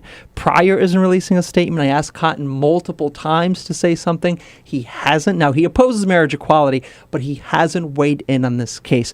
And it's astounding. 10 years after this passed, overwhelmingly in Arkansas, 75% of Arkansas voters supported this ban in 2004. 10 years later, the Republican who's in a very tight race to replace Mark Pryor doesn't want to talk about it. Doesn't want to talk about it. But also, 10 years later, Arkansas becomes, for this, there's so many other states that have reversed themselves, where people have reversed, whatever. But for a southern state, for Arkansas to be the really first one tremendous. Be, now, it's really the 18th state now to have marriage equality, at least temporarily in Arkansas. Right. And since June of 2012, when the Supreme Court struck that section of DOMA down, you've had at least 8 judges invalidating same-sex marriage bans in states across the country. So I think it's only a matter of time before all these constitutional amendments passed in 2004, as you point out, during the Bush re-election, which Republicans put on the ballot in order to get people to turn out on that issue. That was a hot button issue of the day. Eventually, all of those constitutional amendments are going to be, I think, tossed out as unconstitutional. As unconstitutional, right. Kind of based on the Supreme Court finding. All right, so related to that, I'm at the White House briefing yesterday. Secretary Anthony Fox came in, Transportation Secretary, former mayor of Charlotte, North Carolina, to talk about the Highway Trust Fund. And then he took questions, and I asked him a question about something else, about the tax by mile plan in California. Other people were asking about the Highway Trust Fund. And then Chris Johnson from the Washington Blade, gay newspaper here in Washington, asked him whether or not he supported, because of what's happening in Arkansas, because there's also a challenge in Virginia. He was asking, well, do you support same-sex marriage? Like, an off-the-wall question, right? And Fox didn't hesitate for a moment. He said, yes, I support same-sex marriage. And Chris said, why? And he said, just because I think two people who love each other should be able to make a lifetime commitment to each other. It doesn't matter whether they're, gay or straight or whatever. And that was it. My point was, the reason I raised that is nobody blinked an eye. Nobody cared. It was not news. First of all, they said, who's Anthony Fox? Second of all, or like if they're like me, they confuse him with Virginia Fox, the congresswoman from North Carolina. Right. And then, I'm sitting there. I didn't watch the briefing yesterday, but I have Twitter open, 24/7. I didn't see a single tweet about this. Nobody said anything. It's like it didn't happen, which is really remarkable at this point. No, it is. 2 years ago, if a cabinet secretary came out, particularly while President Obama was still evolving. Right, yeah, big news. It was seen as pushing him in that direction. Exactly. Here, in fact, Lisa tells me she's got that quick sound of Secretary Fox. Thank you. I'd like to ask something considerably off topic related to your earlier role as mayor of Charlotte. Tomorrow, the Fourth Circuit Court of Appeals is going to be hearing arguments in a case on same-sex marriage regarding the Virginia ban, which of course will have impact on North Carolina because those two states are on the same circuit. You have never publicly expressed your views on this issue before. Do you now support same-sex marriage or think it should come to North Carolina? I support same-sex marriage. What makes you support it? Boom. Well, look, who someone loves should never be an issue at work or any place else. Boom. Yeah. Good for him. There we go. Yeah, there we go. There we go. Moving on. Yawn. Next. In other news, the Pope came out yesterday in support of same-sex marriage. He is moving somewhat in some direction. That might get a little more notice. Yeah. But you know what? It's only a matter of time. From redistribution of wealth to gay marriage. That's right. Yeah. Both equally worth fighting That's for. right. 21 minutes after the hour, Igor Volsky from Think Progress here. Your questions, your comments, always welcome at 866-55-PRESS. And what do you think about Kale? We'll be right back. This is the Bill Press Show.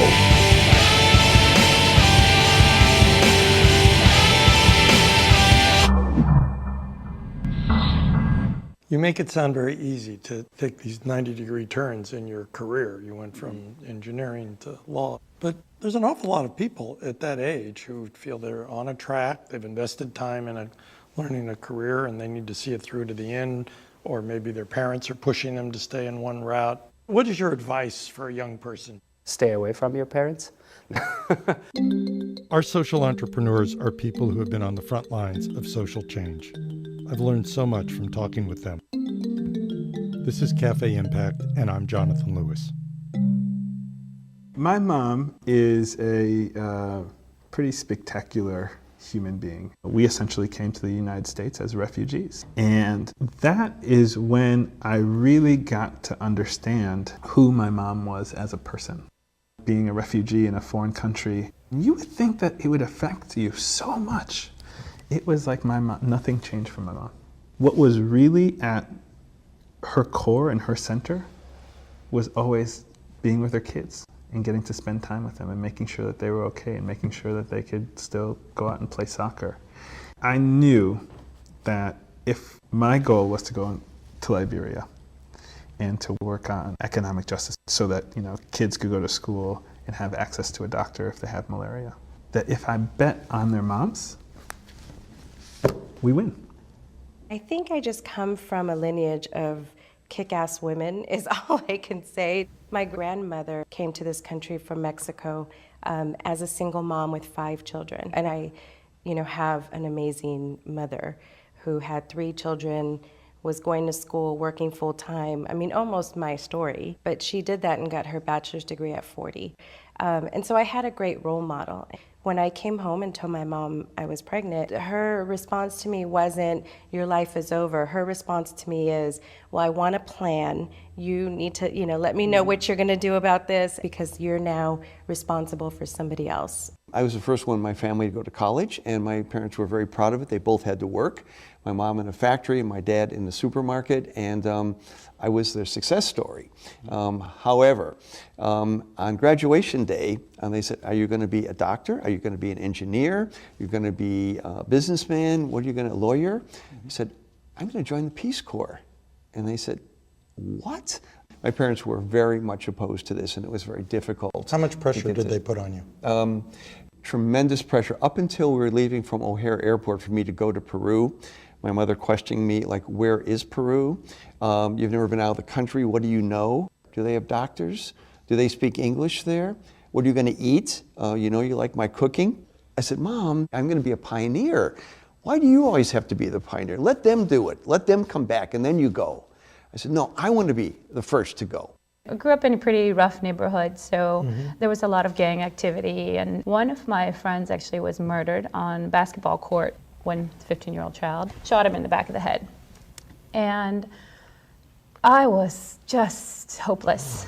And my mom actually, she brought me to a place of empathy for the kids who were involved in actually murdering him. Because my mom sort of said, look, where do you think those kids are coming from?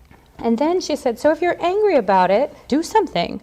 Actually change the way this world works.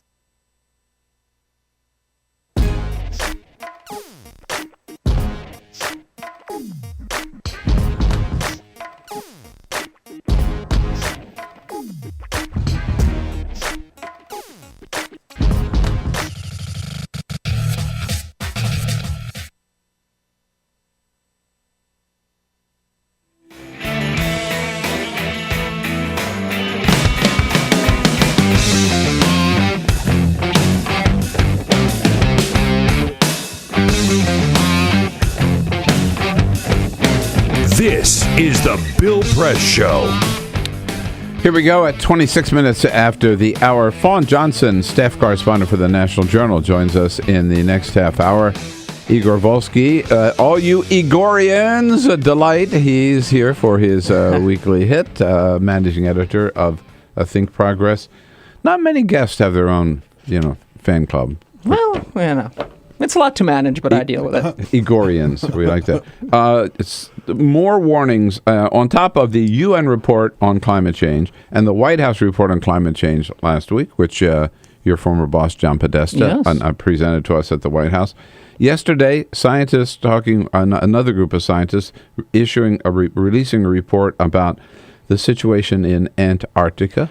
Yeah, it's as if you needed any more evidence or proof that we're in a lot of trouble if we don't do something. The ice in West Antarctica, the ice sheet, it's falling apart.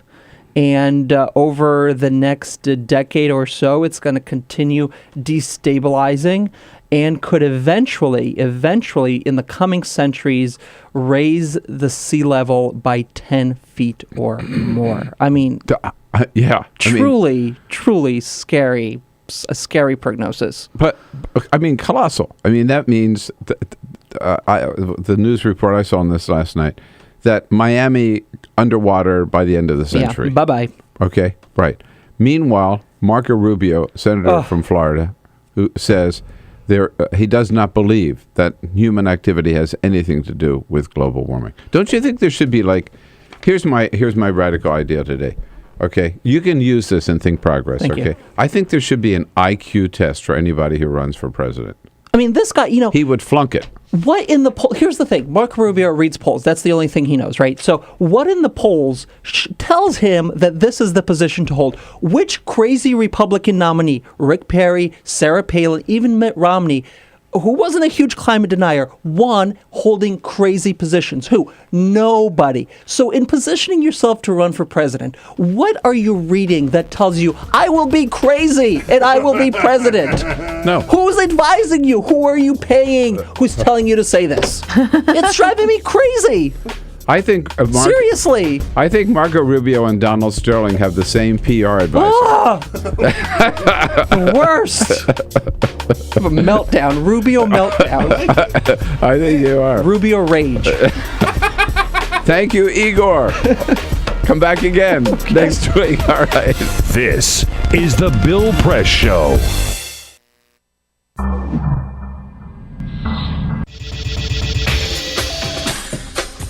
Tune into Free Speech TV for Democracy Now!, a national, independent, award-winning news program bringing you people and perspectives rarely seen on corporate media. I talk to undergraduates and graduate students who are desperate to go out and start something and build something and be the one to come up with that silver bullet solution. And I just want to say, slow down. Our social entrepreneurs are people who have been on the front lines of social change. I've learned so much from talking with them. This is Cafe Impact, and I'm Jonathan Lewis. Most of the people you're talking to who want to come into the social change space, are they prepared? If you're early in your career, there's a couple of really important things to do. The first one is just to shut the hell up and don't talk for about 5 years and work really, really hard. The only way you're going to be given more difficult things to do is by solving the ones you're already given. And if you're somebody who's always complaining or wants to be promoted above where they really are, you can't learn enough to start to take on a greater pool of responsibilities. Advice you would give a person coming out of college is go work for other people, make your mistakes on their dime. That sounds like me, absolutely. It does sound like you. And you know who that came from is one of my board members, Eric Buttline. Eric had seen me start a few companies as a young kid. I mean, I started my first real company when I was 16. And Eric said, "Chid, do me a favor. I know you have this thing in your head that you think you're this great entrepreneur, but go work for somebody for a little while and just learn how things are supposed to be done. And when you're done with that, let's have another conversation about your next venture." And I think another thing to remember, and this is something that I've really only learned in the past couple of years, is that although the problems are urgent and so important for us to address, I need to have more patience. I'm not going to solve those problems on my own. You're not going to solve those problems on your own. I'm an apprentice in all of this. I'm an apprentice in life. I'm an apprentice in problem solving. I'm not going to change the world until I'm at least 65. That's my goal at this point.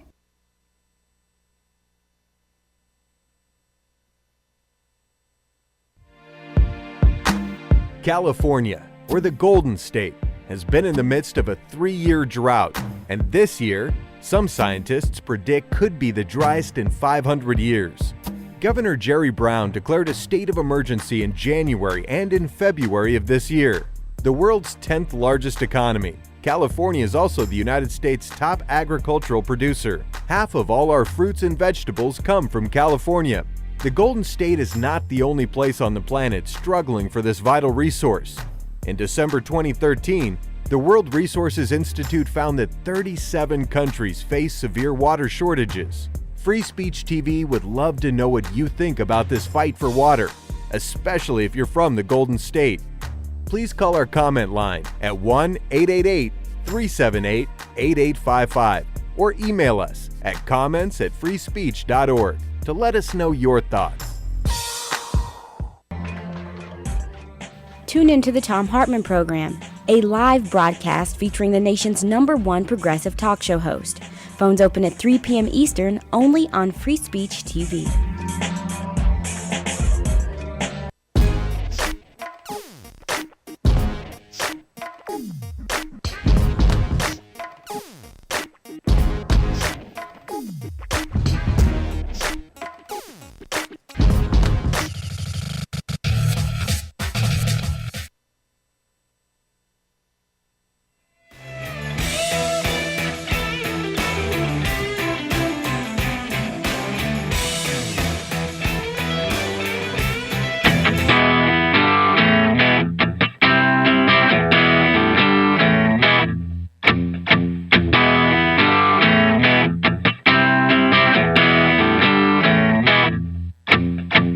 On your radio, on TV, and online.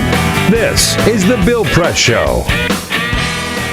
Tuesday morning, May 13, 33 minutes after the hour. Coming to you live from our nation's capital, The Bill Press Show, and brought to you today by the American Federation of Teachers, the good men and women of the AFT, under President Randy Weingarten. Making a difference in America's classrooms every day, you bet. We thank them for their great work, their support of the program, and you can find out more about what they're up to at aft.org. That's their website. Well, maybe you don't know, I certainly didn't know, that this is Infrastructure Week.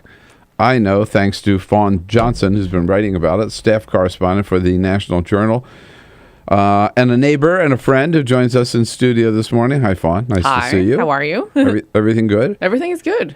So it seems to me if you really want to get anybody thinking about infrastructure, you have to get rid of the word infrastructure. I think that may be the case. I mean, I've been covering transportation and infrastructure for a while now, and the biggest problem with the entire community is not that they disagree. Actually, almost everybody who's involved, Republicans, Democrats, Chamber, AFL-CIO, everybody agrees that there needs to be more investment, blah, blah, blah. Mm-hmm. But nobody is listening. Mm. And that's clear that, people are making fun. It's Infrastructure Week. You would not believe how many organizations are here this week having all kinds of events about Infrastructure Week. Oh, really? Yeah. Yeah. And I'm not at any of them because I know what they're going to say. I mean, it's funny. It's kind of scary in some ways. But yeah, you might need to get rid of the term. I remember the first time I heard the word, I was working for Jerry Brown, 100 years ago in California. Right. The first time he was governor, and I heard that word infrastructure. I didn't know what the hell it meant. Yeah. Then I discovered, and then ever since then, I've been thinking, what a weird word. Try potholes, congestion, traffic, and things like bike lanes or extra lanes, tolling, that kind of stuff gets people's attention. Or infrastructure does not. Bridges falling down. Bridges falling down, yeah. Right. Although I feel like that's kind of an old trope, too. I wonder how many people are actually listening to that anymore. I mean, I don't know, maybe. Well, I was at the White House briefing yesterday. Transportation Secretary Anthony Fox came in. And I forget now exactly, but he did talk about the number of bridges on major highways in this country that are shut down today because they're not safe. Right.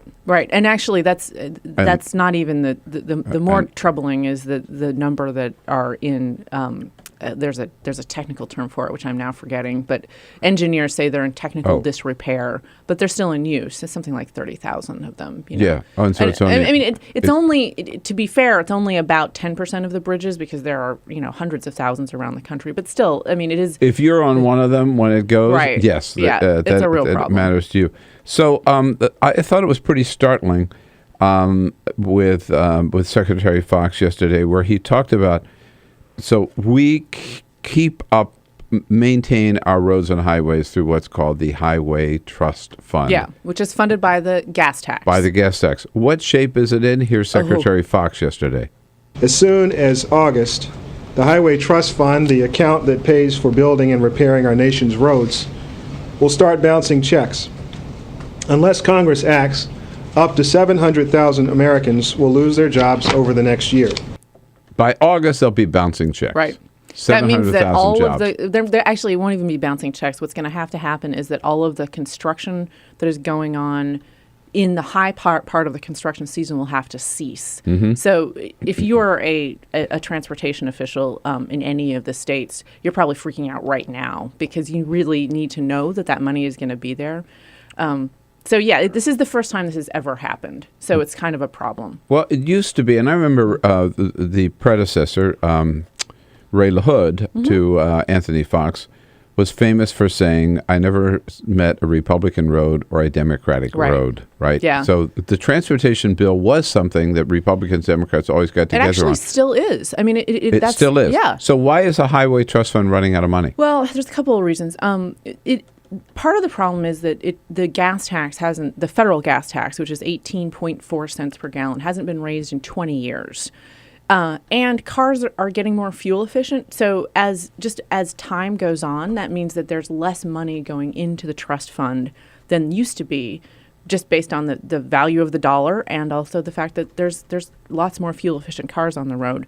And then the other problem is that the roads themselves, I mean, we're talking about a 50-year-old, I'm going to use that word again, infrastructure, something that was set up by President Eisenhower that needs more than just maintenance. It actually needs to be upgraded, which costs a little extra money. So generally, you can think that the federal, even outside the Highway Trust Fund, if it was to be solvent, you still need some extra money from the federal government. So this bill that the secretary, that the administration has put in front of Congress is just to put more money in the trust fund? Well, yeah, that's part of it, but it also has a lot of this is the way it used to happen before we had a budget crisis. Every 5 years there was this big highway bill, and it had all kinds of tweaks to the program. Usually it would involve how states got money, how it was distributed. It used to have earmarks. It doesn't anymore. But it was a big deal, and it was a lot of money. There was a lot of horse trading going on. It was real legislating at sort of the most detailed level. But since we've run out of the ability to actually pay for it, now the entire concept of the surface transportation bill, because it also includes buses and trains and stuff, is about money. It's about funding. And so that's the reason, that's the problem. It's not, the Republicans and Democrats actually don't disagree. They all want to continue it. They just can't figure out how to pay for it. So one of the ideas that's out there, and we talked about this last week on the program and got a lot of calls about it, is that, as you point out, because cars are more fuel efficient, one of the main reasons, there's less gas tax revenue. Right. So people are looking for other pay-fors, they call them. Washington State, Oregon State, and now California are considering something called tax per mile, where they put a little, like a computer, whatever, on your car. Yeah. And you get a bill every month for how many miles you've driven. Now, I asked Secretary Fox yesterday whether or not he would support this. Secretary, one new pay-for that's being tried in Oregon, Washington, and proposed in California is a tax per mile on vehicles, getting rid of the gas tax, replacing with a tax per mile. Is that something you're encouraging, proposing, part of? It is not in our bill. Our bill is paid for with pro-growth business tax reform and use of existing taxes. And that's what we think is the best solution for the moment. But I asked him if continuing, would you support it? For the moment. We support our bill, yes. No, would you support it? I think you know what I meant. Would you support the tax per mile proposal? We support our bill. I know there are innovations and creative ideas that are out there at the state and local level. But given the enormity of this crisis and the growth that it requires us to put into the system, we think our solution is the best one. We support our bill. That's all he would say. That's all I could get. Here's what's going on there. The tax per mile idea is a good idea, and it's probably what's going to happen, but it's not going to happen immediately. It's certainly not going to solve the problem before August.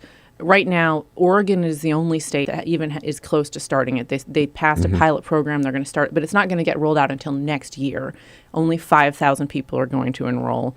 And they've been working on this particular issue for 10 years. I mean, there's a guy in Oregon. His name is James Whitty. I've talked to him a couple of times, and I think that this is really his life. This is his life goal, is establishing a system that people can deal with. Because part of the problem, and I don't know if this happened on your show, people kind of freak out when they think that like the government is following them with GPS, which is one of the initial ways that they were talked about taxing per mile, but then they came up with other ways to do it. Real simple ways, like literally you go to the DMV every year and they look at your odometer and they say, "Oh, you've driven X number of miles, you owe X amount of money," and you're done. I mean, you don't have to tell them where you went. It doesn't matter. So there's a lot of things that they're doing to experiment. But right now in Oregon, the pilot program they wrote, it's only voluntary. Now, eventually, over the next couple of years, I think that they're going to require it for cars that are really more fuel efficient. All right, but here's a question. I can see Peter ready to jump in too. Right? Why do you say like it's a good idea? Peter lives in Germantown. That's right. So I have a hike. Right. I have a hike to get in. And I used to drive an SUV, and I made the decision, because I wanted to be more environmentally conscious and wanted to get better gas mileage, I now drive a hybrid vehicle. I went out and I bought a hybrid vehicle. So why should I be punished? Because I have a long drive. Actually, he has a more fuel-efficient car, but he's going to be paying as much as a guy with a gas guzzler. It just depends on how many miles you drive. So you're this gonna be is paying fun. less for gas. True. I mean... but that was the whole point to begin with. Well, and here's the thing that everybody, whenever they talk about this tax per mile issue, which has been on the table for probably 6 years among the transportation, all those guys who knew it was Infrastructure Week, as opposed to the rest of us. The thing that people freak out the most about is the GPS. They feel like it's a privacy issue. But you know what? I'm not hearing this argument that comes from you. Although I would imagine that if they were to try and mandate it, which is probably the reason why Fox so carefully evaded your question, not only would you get the people who are privacy freaks, but you'd get all the environmentalists saying, "Wait a minute, I'm doing this." No, exactly. You're penalizing people who have made a good decision, right? And then which is to get a more fuel efficient car. Level the playing field again, even though. The way that I've described this, because when I write about it, is that the tax per mile thing is what's in the future, because eventually all of those heavy gas guzzler vehicles are going to go away. And we're going to be having, electric cars on the road. We're going to be having lots of things. And this is, we hope, in our future. And so the real question is, what are they going to do with, sort of the really heavy trucks? I mean, not just your SUV, but the ones that cause real damage on the roads. Yeah. How are they going to come up with a way to change that tax for some of those types? There are people in the delivery industry who are not particularly happy with this idea of tax per mile because they spend a lot more time on the road. So I mean, it's a weird balance that's going to have to change. But I'm just waiting for when the public actually gets engaged, which clearly they're sort of only minorly engaged at this point. Right. Yeah. Well, they're going to start making those same kind of arguments. Yeah. I think the more trouble we're in, the more short funding in the transportation, regular transportation, the more these new ideas are going to come out, and more people will more states will start experimenting, and more people will get involved. It is Infrastructure Week. Fawn Johnson is here celebrating it with us. I'm the only one. From the National Journal. And we want to talk a little bit about education and charter schools, something else that's in trouble here. When we come back on the other side, your calls, your questions, comments, welcome at 866-55-PRESS. This is the Bill Press Show.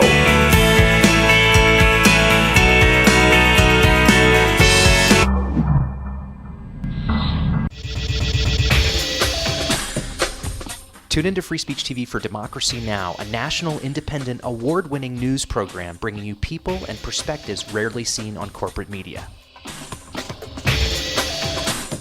I'm the retired bishop with the Episcopal Church as the bishop for all chaplains in federal service. I read that there was a group of people that represented a sense of injustice that I had. We'd lost Zuccotti. I mean, there was a kind of a hope that maybe Trinity Church would be gracious and give refuge. We picked this day where we would gather and demonstrate that Trinity was closing its ears to what was happening. We marched around the block, and I realized that, my goodness, they're carrying a ladder. And I thought, well, this is the moment.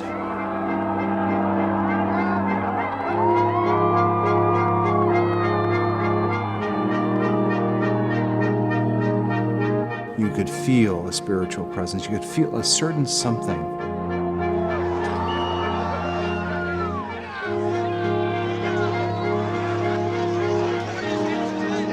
And then the cops came in. It got brutal. I'm with you right here. Robin, I'm here. The church needed, in this moment in history, to stand alongside of these protesters. The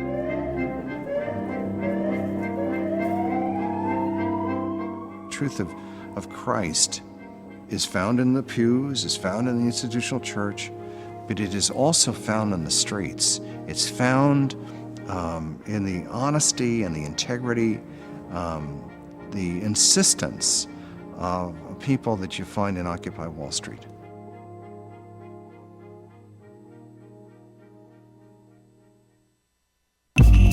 Tune in to Gay USA with hosts Ann Northrup and Andy Hum for in-depth coverage of lesbian, gay, bisexual, and transgender news. Watch Gay USA every week, only on Free Speech TV.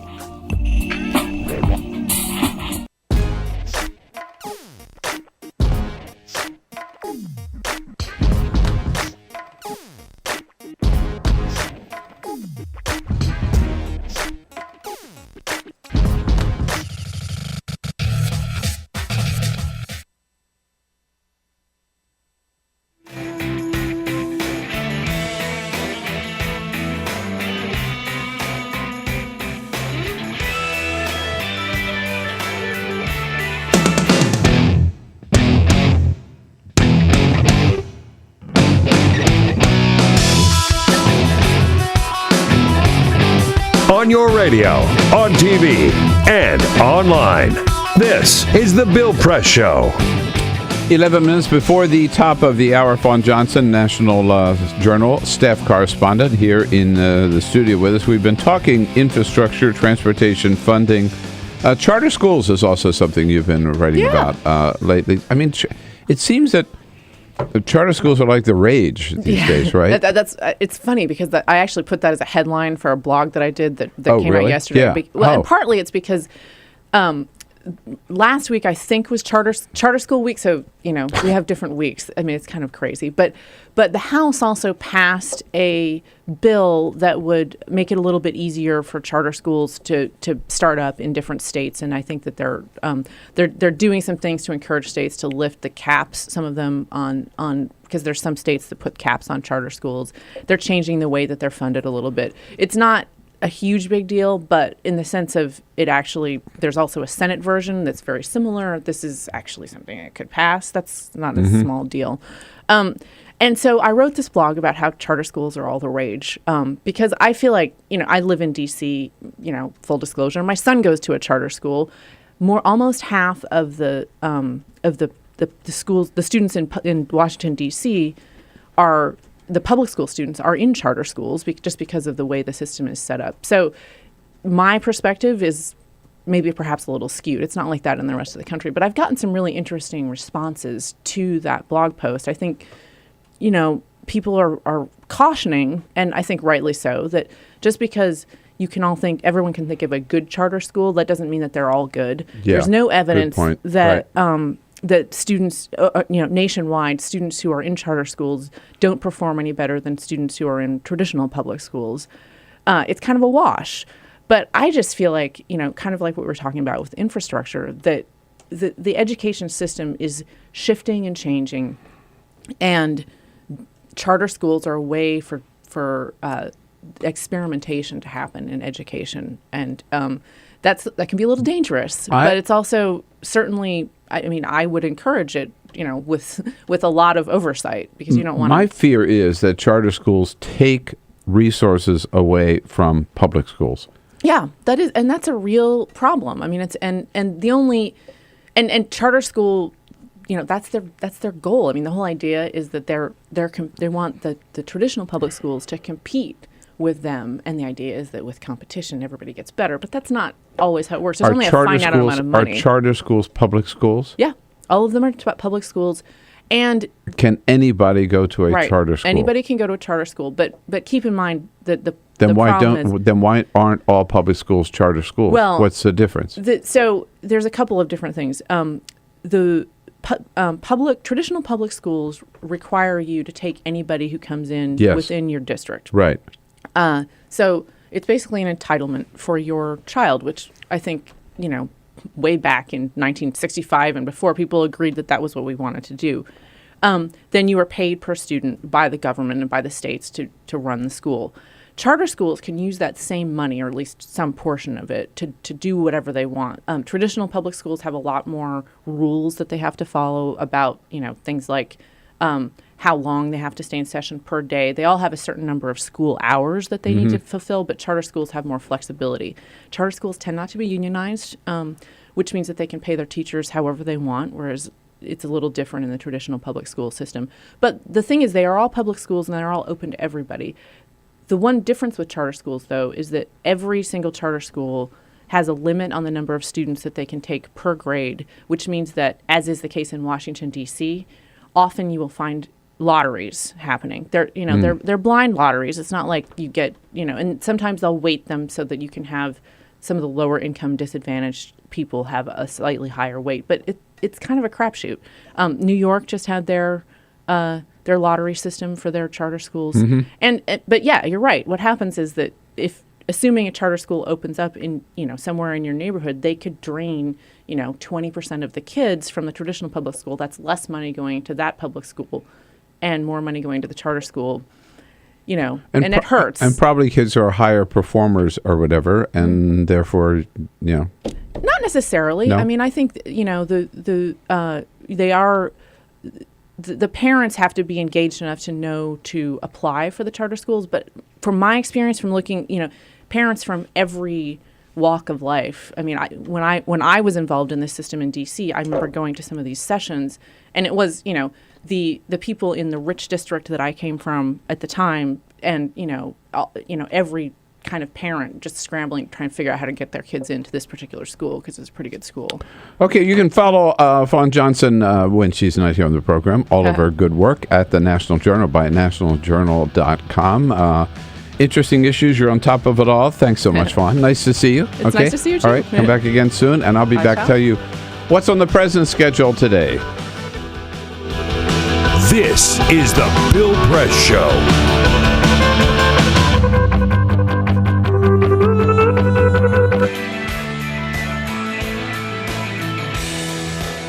Yes. I know you liked the first 2 hours. Well, you're going to like hour number 3 even more, so stay tuned. If you're on Free Speech TV, we're going to lose you, so switch over to our video stream, TawkrTV, youtube.com/Tawker, TawkrTV. Russell Berman covers the Congress for The Hill newspaper. He'll be here in studio with us, as well as Reid Epstein, national reporter for the Wall Street Journal. Lots coming up in hour number 3. See you on TawkrTV.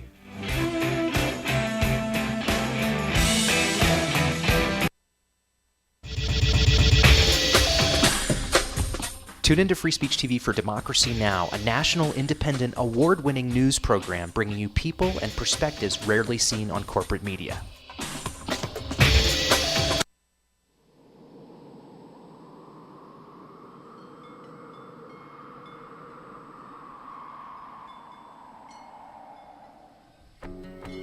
I probably would make a time machine. I would make medicine for the sick.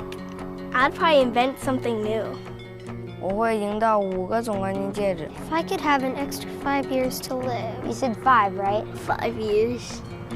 It's a long time. I would try to fix everything I did bad. I would bring my uncle back because I miss him very much. I would get more hamsters. I would probably want to go looking for dark matter. I think I'd go looking for aliens. If I could live an extra 5 years. I was thinking about making like a helicopter, like a wooden helicopter, but I don't have any wood. I want to go check out the moon sometime. I'd probably teach my sister not to hate tuna. I would try and invent a machine that lets you run at light speed. If I had 5 more extra years to live. I would be the boss of all the chipmunks. Eu cantaria na frente de 1 milhão de pessoas. I don't really know. I think I'd do anything. Why are you asking me that?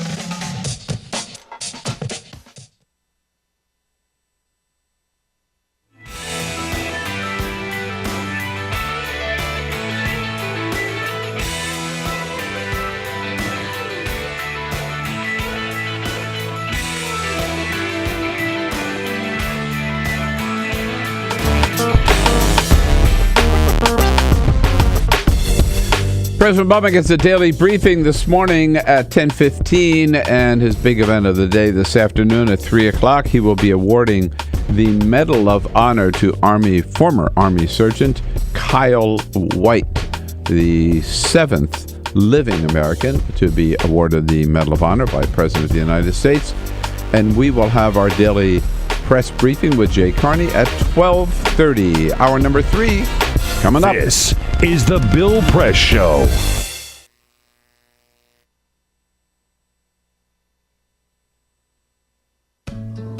You wouldn't let money just blow out of your house. So when your AC or heater is on, make sure the doors, windows, and fireplace flue are shut tight. If you're headed out, turn down the AC or lower the heat by 10 degrees. And always keep your water heater set at 120. A little bit of common sense goes a long way. Get more great tips at energysaver.gov. So, I'm kind of new here, but I've noticed a trend. My human does this funny thing where she goes around and gets all my toys, and then she hides them in that basket by the door. But it's always the same basket, and it's always in the same place. And then she acts so surprised when I find them, but, she's putting them in the same basket. Again. It's like, hello, that's where you put it last time. You were the worst at hide and go seek.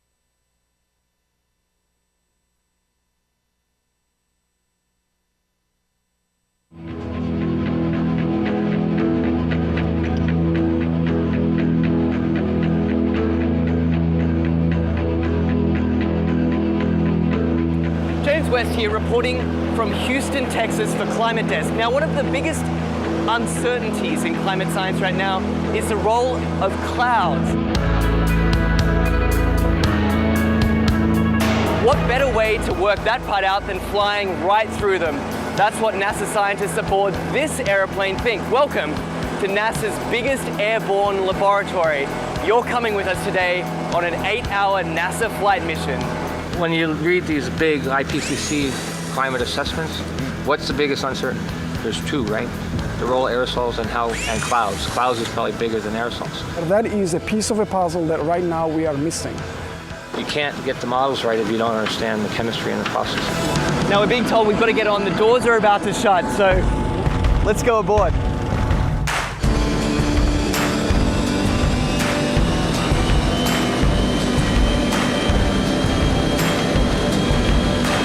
Every time you turn on the weather, every time you hear a climate change prediction, that information has to come from somewhere. And it starts by getting sucked out of the air from planes like this.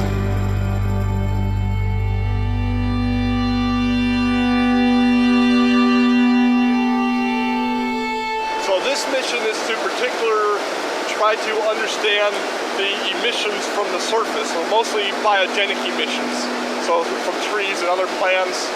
Right now we're flying to our very first part of this experiment on the DC-8. Over Arkansas, there's a particularly pungent bouquet of emissions that scientists are interested in measuring. Well, these emissions lead to both aerosols and to molecules that both destroy and create ozone. So these are very important things to understand for climate studies. How it will manifest itself, it will be in more accurate and more reliable predictions. So what we're doing is taking a series of flyovers, each at a different level of the atmosphere, scooping up those emissions, testing them, and hopefully scientists are going to see exactly what's in this column of air all the way up. The data that we collect in one flight can keep busy 60 scientists and students for 3 years, 4 years. We're still studying data from data collected 20 years ago. In fact, this particular mission today is its most heavily equipped in its nearly 30 years of service. Each one of these consoles here is a specially equipped scientific instrument designed to collect all sorts of different data in real time. And this instrument here tracks the sun. We're looking at mist chambers. They're used to strip soluble gases. This black line is the CO2. It's about 390 ppm right now. We're putting these filters in the bags that we've got the aerosols that we trapped out of a certain amount of air. And so we're sampling up here about 150 liters a minute. That ultimately flows back into the operational models. It flows back into what goes on TV every day. Anyway, I got to get this sample going. You do it. It's a busy man at work. We can't let him rest. Well, get this. We've just spent 2 hours crisscrossing this one cloud formation. In, back out again, back in again. Then they grow, and we track them as long as we can, and then we let it go. Even one cloud can hold a host of answers to the mysteries of climate change.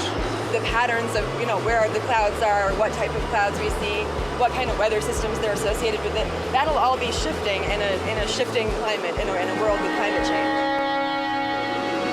Then the big spark is when we actually get the meat on the grill. And then it will be some time to process it.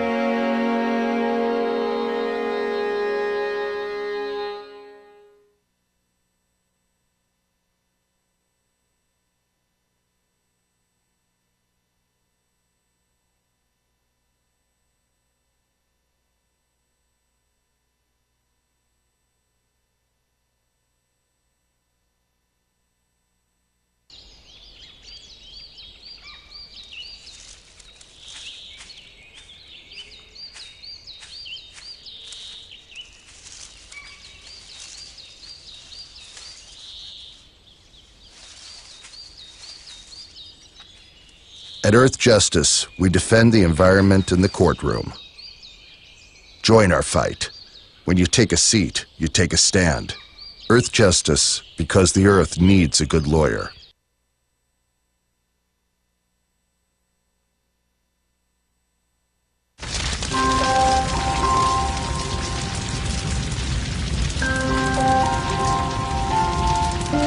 A single ember that escapes from a wildfire can travel more than a mile. That single ember can ignite and destroy your home or even your community.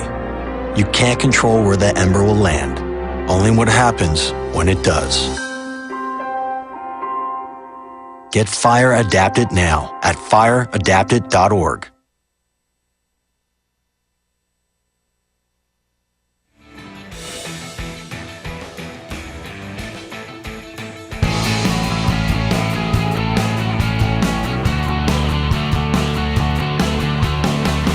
Broadcasting around the nation, on your radio, on your TV, and online.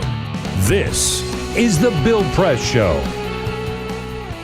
The Dow Industrial record yesterday, a new record closing at 16,695. Something in this economy must be working. Hey, good morning, everybody. Great to see you today. It is Tuesday, May 13. This is the Bill Press Show, and we're coming to you live from our nation's capital on your local progressive talk radio station nationwide, coast to coast, and, of course, worldwide on our video stream.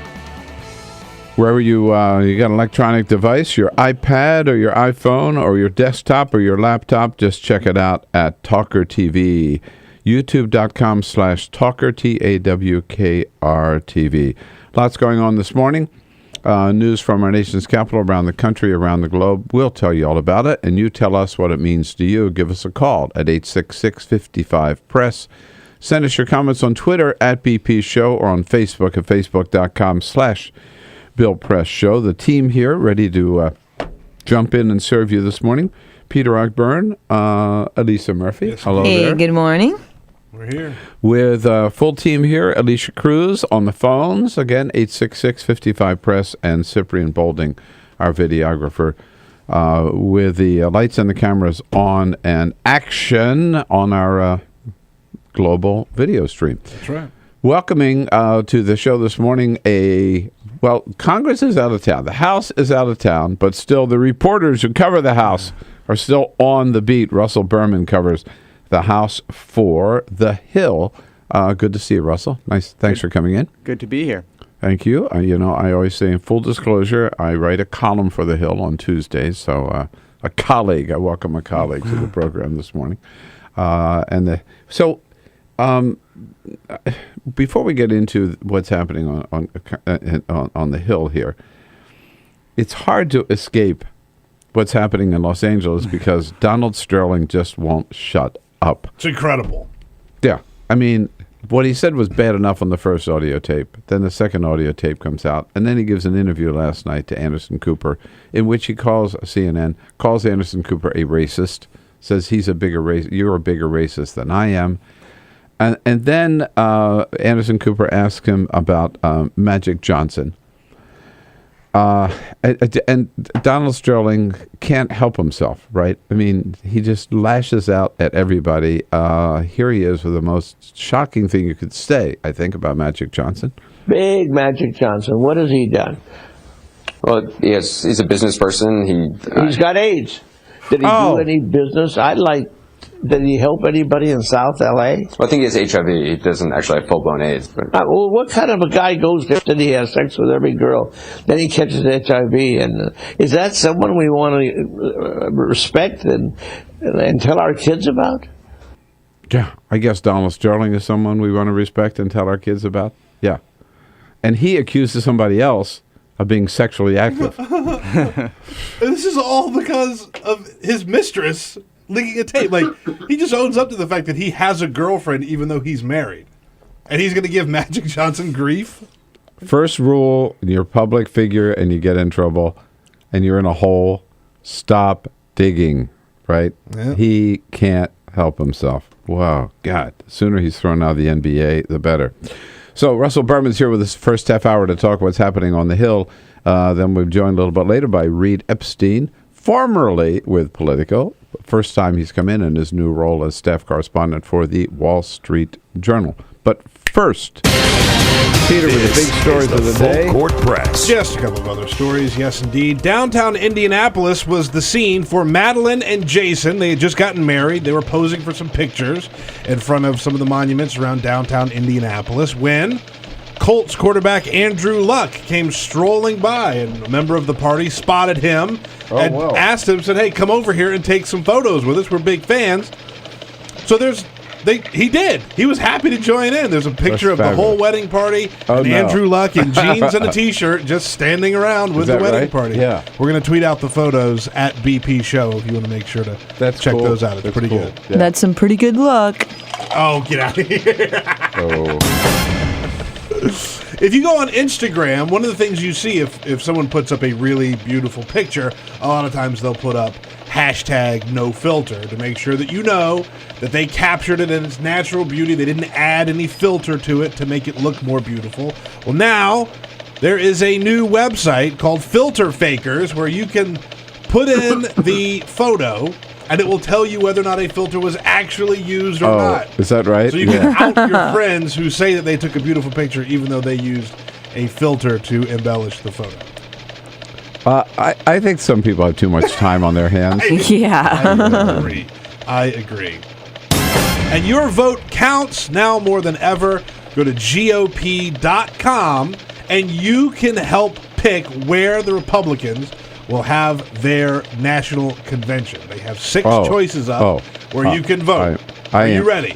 No, I'm going there right now and putting in Las Vegas. Well, that is one of the things you can choose. Yes, I know. You can pick Cincinnati, Cleveland, Dallas, Denver, Kansas City, Missouri, or Las Vegas.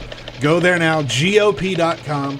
We have voted already for Las Vegas. I suggest you do the same. Go out there and check it out, GOP.com. I'm voting for Las Vegas for one reason, because Brad Woodhouse from American Bridge has said that he's going to have 1,000 volunteers there at every strip club in Vegas with cameras to catch pictures of the Republican delegates. That's right. That's got to be Vegas. All right. I agree.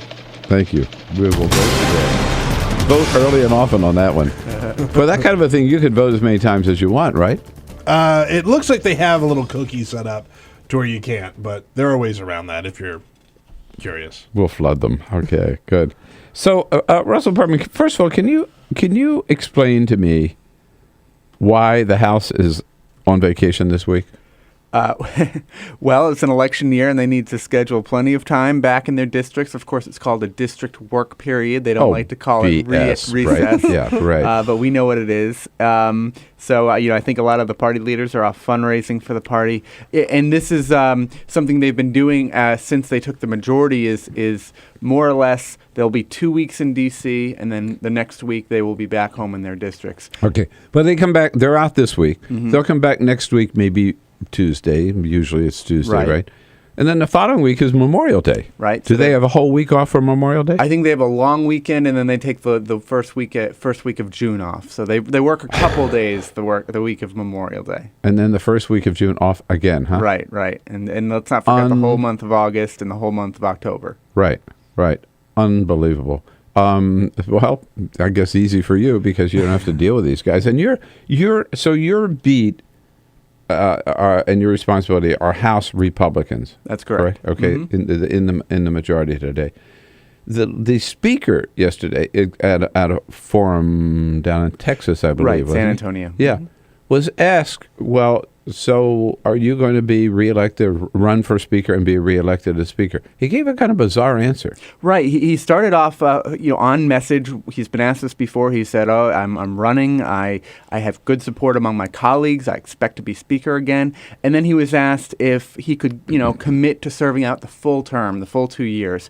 And, he then kind of veered into a morbid note. And he said, well, who can predict the future? I'm turning 65 this fall. I never thought I would make it past 60. I'm living on borrowed time. And so that was the answer. And of course the headline is Boehner can't commit to serving out another 2 years. Yeah. I mean, is that the headline you want if you're speaker, right? I mean, I don't think so. Certainly, he's trying to, he's been trying to dispel this speculation that he's on the way out. Right. And this is, even though he said he's going to run again, this is not really going to dispel that because now there are questions of, well, is he just going to win and leave in February? Yeah. I mean, if he's not committing, everybody lies about, I'm going to serve out my full term. Right. Right? Barack Obama did when he was in the U.S. Senate. I'm going to serve on my full term. He served 2 years. So everybody says that. You sort of expect a politician to say that. And when the term, particularly for a member of the House, is only 2 years, he's not even going to commit to finishing out his next 2-year term, let alone Speaker. I guess the question is, what time of day was it? I mean, now if you ask John Boehner that question at 10 o'clock at night, you might... Right, with a glass of Merlot or two, yes. Yeah. One thing that's happening, I'm sure you've seen among the colleagues, it seems to me, let me put it that way, that Republicans are not talking as much about Obamacare as they used to. Right. We just did a story on this by my colleague Elise Viebeck, and we've noticed the same thing. I mean, they, you can remember when they would be in session every week, it seemed they would be voting to repeal or scale back. There'd be hearings on it. In the last, legislative memo that Majority Leader Eric Cantor put out, there was nothing really mentioned about any votes on health care in the month of May. The last press conference, one of the last press conferences that the Republican leaders had, for the first time in any time I can remember, and I've been covering them since they took the majority, not one of them, the 5 of them, mentioned Obamacare in their, opening statements. And this is usually their message of the day, the job-killing health care law. And so, obviously, if you ask them, they'll say, "Oh, of course not. We're not downplaying it. We still think it's awful for the country. We still want to repeal it." But they've created this Benghazi committee. They're sort of moving on and talking about other issues, at least for the moment. And of course, the news about healthcare, the healthcare law, has been fairly positive in the last few weeks. Well, Kathy McMorris Rogers from Washington State, who is part of the leadership, she has actually said Obamacare is here. I'm paraphrasing her, but basically said, yeah, we're not going to repeal it. Obamacare is here to stay, and we're going to work to make it better, which is what some Democrats are saying, right? Yeah, it's the law of the land. It's not perfect. We want to make it better, but no repeal. So the Republicans, have they sort of tacitly kind of thrown in the towel on Obamacare, do you think? I think tacitly, for the moment, they are. I'm not sure if I would say throw in the towel, but I think they're also waiting and they're waiting for more bad news, right? Speaker Boehner was asked about this. They're hoping for more bad. Yes, they're hoping praying for more, right. Yes.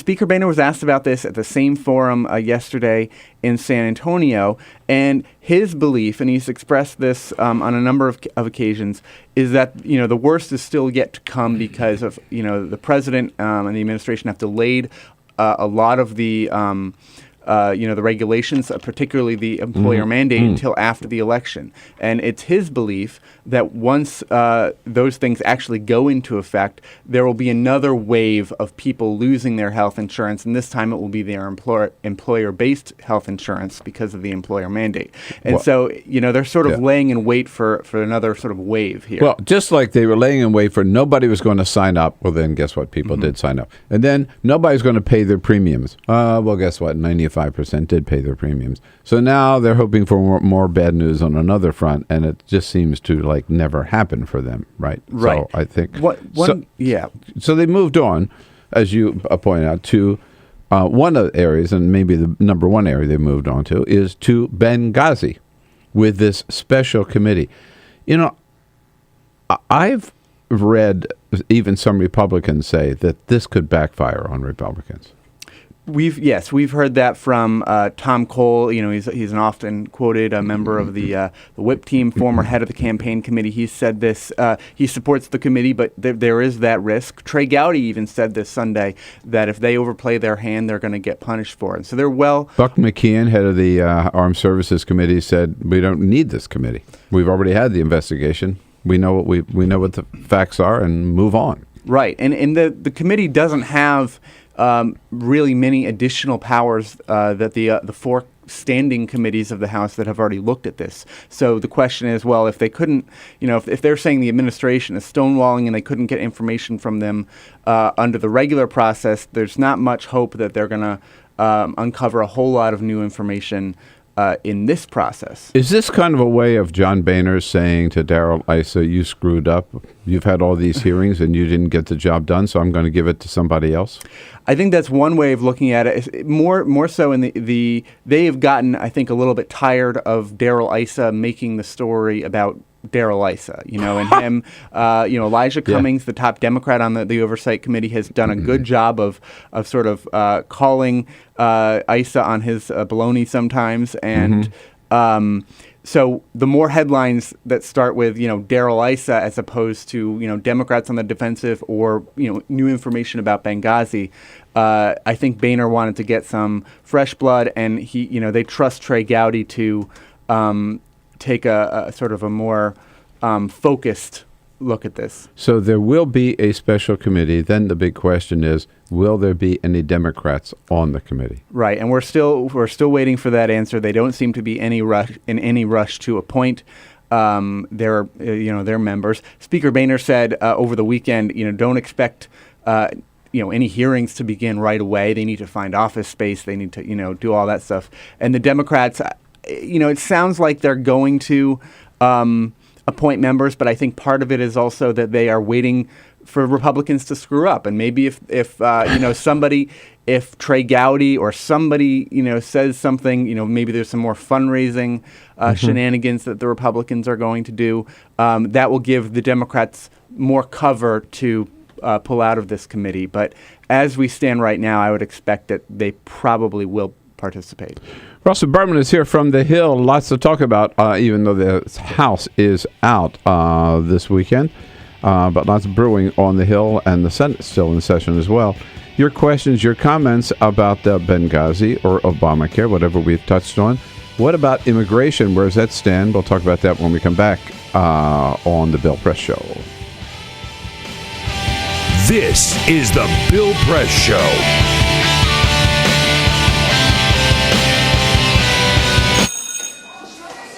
Don't look at me. Your hair's a bit frizzy today. Aww, you should pick that up. Oh, you're such a dork. Loser. Here, let me help you with that. Oops. Every day, kids witness bullying. Oh, look, your crush is looking at you. Poor you.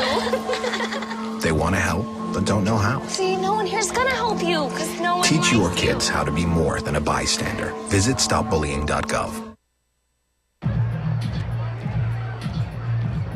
If you drive buzzed, it could cost you around $10,000. You'll face major legal fees, major fines, and steep insurance penalties. You could lose everything. Nothing kills a buzz like getting pulled over for buzz driving, because buzz driving is drunk driving. When some people struggle with their mortgage payments, they become frozen, petrified. Not knowing what to do, they do nothing. But the people who take action are far more likely to get the most positive outcome. Making home affordable is a free government program. Call now to talk one-on-one with a housing expert about the options that are right for you. Real help, real answers, right now. Here at the GED Pep Talk Center, we have pep talkers standing by to get you motivated for your GED diploma. Text the name Terry to 69222 for a sympathetic pep talk. You show people what you really are. Or for a gentle pep talk, text the name Deborah. You know you're going to make people very proud of you. And if that's not enough, text the name Danny for an extreme pep talk. Prove everyone wrong. Show them you're the boss. Get your GED pep talk and find free GED classes. Text the name of the person you want a pep talk from to 69222.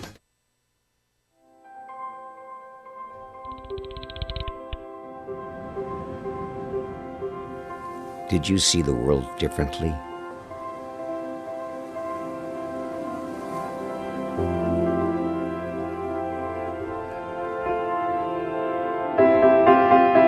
Did you celebrate the victory?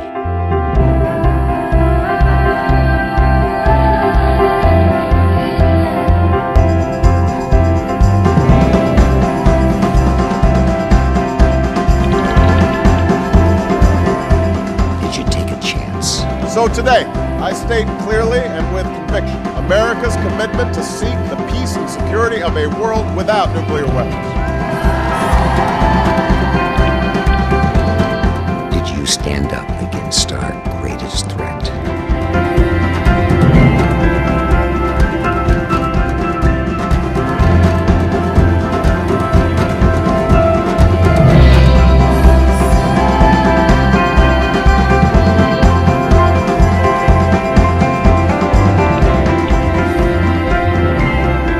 Did you commit to change the world?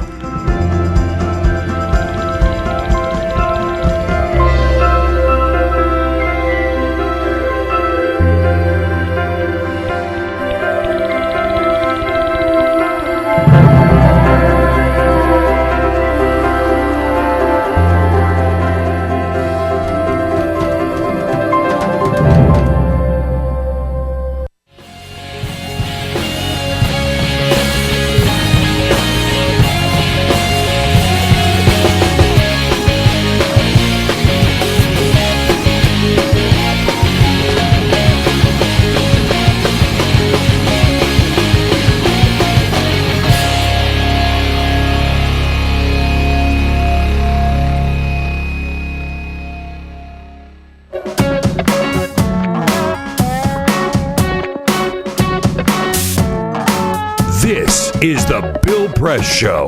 Reid Epstein from the Wall Street Journal joins us in the next half hour right now.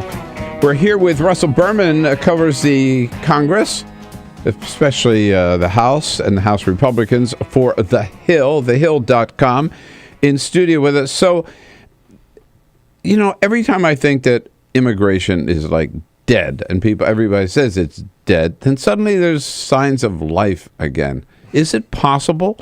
I mean, Tom Donahue, the head of the U.S. Chamber of Commerce, yesterday said if Republicans don't pass immigration reform this year, they might as well not even have a candidate for president in 2016.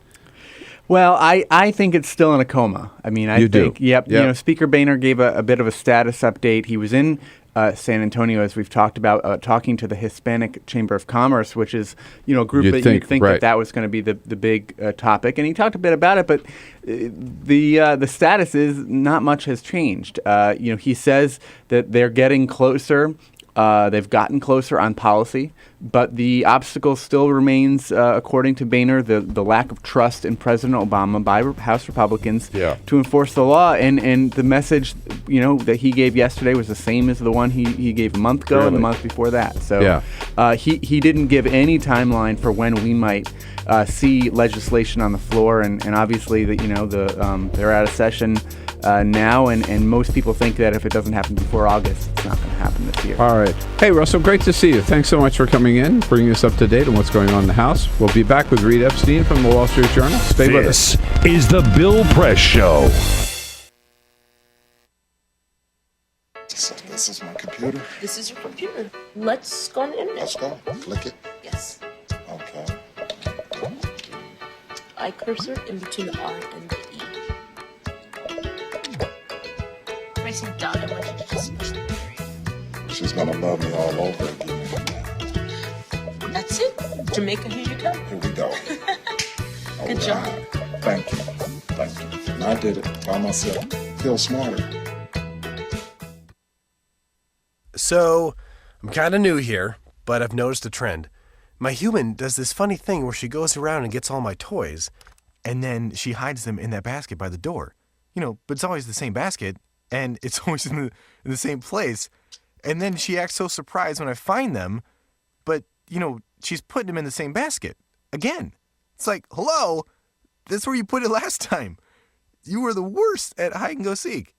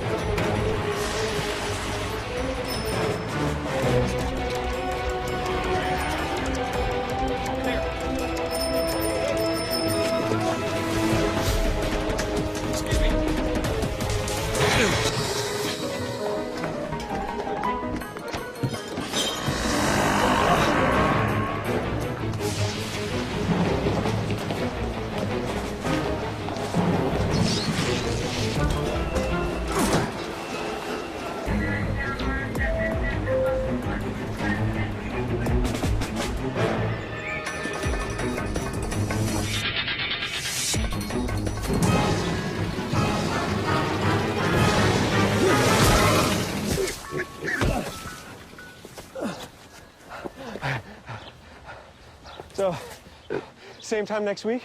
Well, of course. Put away a few bucks, feel like $1 million. For free tips to help you save, go to Feed the Pig.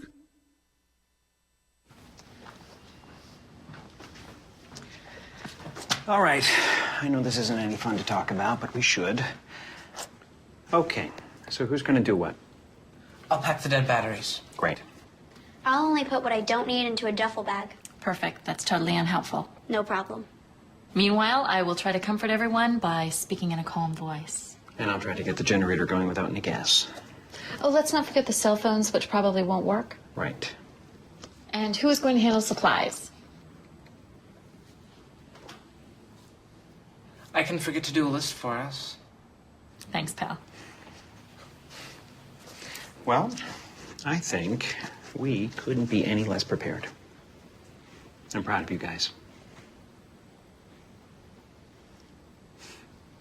Talk to your kids about who to call, where to meet, what to pack. Visit ready.gov/kids for tips and information.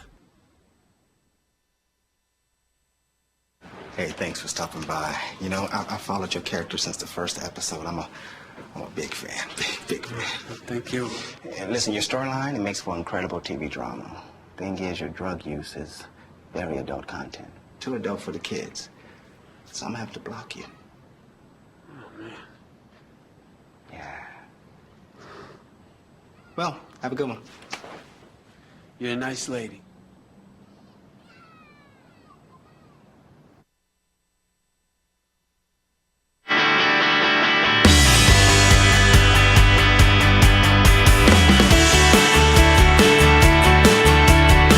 Connect with The Bill Press Show on Twitter. Follow us at BP Show and tweet using the hashtag WatchingBP.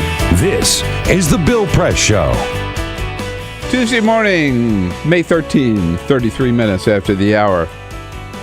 The Bill Press Show, we're coming to you live from our nation's capital, Washington, D.C., our studio on Capitol Hill, and we're brought to you today by the International Association. Put them together of sheet metal, air, rail, and transportation workers. You get the SMART Union. And the good men and women of the SMART Union under President Joseph Nigro, giving a fair day's work for a fair day's pay. You bet. Check out their good work at their website, smart-union.org. Formerly with Politico, good friend of the program, now with the Wall Street Journal and editor of the Washington Wire blog, Reid Epstein joins, and neighbor, my God, joins us in studio this morning. Hey, Reid, nice to see you. Good morning, Bill. How are you? Everything good? It's good. It's hot here in Washington, finally. Right? I know. Spring has finally arrived. I feel like right into summer. I missed the snow already. We had like a week and a half where you could sleep with the windows open, and now it's gone. Yeah. We had our 3 days of spring. Yeah. That's right. Now we're into summer. Hey, a couple of things in the news. First of all, nobody else is talking about this. Nobody else is mentioning it, but I want to mention, particularly you with the Wall Street Journal, the Dow Industrial Average yesterday, 16,695, a new record. I think it's like the fourth record in the last week or so. So at least for some people, this economy is working out. If I had any money in the stock market, I would be dancing in the streets. I want to mention only because the only time that what's happening with the Dow makes the front page or makes the news is when it falls like 200 points, right? Then it's a big deal. But it goes up and up and up and up. I found that it seems like it goes up slowly and then falls in a crash. In a crash, yeah. But I found that's right. It seldom goes up 200 a day. But even that story on the New York Times is like on page 8 of the business section. You have to dig to find it. And it's a little bit fraudulent to sort of people tend to tie the Dow to the economy, and that's not how it works. But it's an easy shorthand that a lot of people understand, and people who go and look at their 401ks every day can sort of use that to gauge sort of how they're doing. And but it's not necessarily an indicator of whether people are working or sort of whether the broader economy is doing well. But for those who have money in the market, it certainly is good news. Another thing in the news this morning that I don't know whether you saw this yet or not, and it just caught my attention during the break. That Karl Rove was on stage in a program yesterday with Robert Gibbs and with a guy named Dan Raviv and a panel at some public forum. And Karl Rove suggested that if Hillary runs for president in 2016, she may have a problem because she may have brain damage. You know, she did fall at her home. And they thought she might have a blood clot. She went in the hospital. And Karl Rove says 30 days in the hospital, and when she reappears, she's wearing glasses that are only for people who have traumatic brain injury. We need to know what's up with that. Actually, the former Secretary of State was in the hospital for 3 days, not 30 days. But, I mean, Karl Rove accusing Hillary Clinton of having brain damage? It sounds like he wants another select committee to look into this. Yeah. It's kind of irresponsible, don't you think? I mean, even for Karl Rove, that's. But like, who is Karl Rove playing to? Right? Karl Rove is playing to big Republican donors. He's playing to people who are going to help him fund Republican campaigns or third-party groups, super PACs that'll back Republican campaigns this year and in 2016. And this sort of stuff is, you could sort of laugh about it, and I think like a lot of people who sort of know a little bit more about what's going on will laugh about it. But it's, something that'll get him a headline, and it'll put him in front of some of these donors who, he's looking to hold them up and shake money out of their wallet. But it seems to me he also is getting to the point where making a statement like that could put him to the point where nobody's going to take him seriously anymore, or feel that he's just going to create so much hostility and backlash with those kinds of comments that he won't be as effective as he might otherwise have been. Because God knows he's raised a lot of money in the past. Right, and his job at this point is solely to raise a lot of money. If you remember on election night in 2012, when he had a bit of a meltdown, there was some talk that this would be the end of Karl Rove. But, right. American Crossroads is back raising lots and lots of money. They spent millions of dollars in the North Carolina Senate race to back Tom Tillis, who won the nomination. The expectation is that they'll do that again in support of Republican candidates across the country. And so, until Karl Rove's money dries up, he's liable to say whatever he wants. We, speaking of people who are still out there, we thought had gone away forever. We wouldn't hear from them again. And then popped up Mitt Romney just the last week talking about the minimum wage of all things and kind of breaking ranks with at least House Republicans on that issue. What's that all about? Yeah, Romney was on Morning Joe on MSNBC last week, and he had about a 15 to 16-minute interview, which most of which sort of hewed to Republican talking points and Republican ideas. And at one point, he was asked about the minimum wage increase, and he said he thinks that they ought to raise it. It's not necessarily a new position for him during the presidential campaign, even during his during his 2002 campaign for governor. He talked about indexing the minimum wage to the consumer price index, basically to inflation, so it would automatically be increased, which is sort of beyond even where the Democrats are talking about. But it's interesting. He has said that. Tim Pawlenty, Rick Santorum in the last couple of weeks have all come out for raising the minimum wage.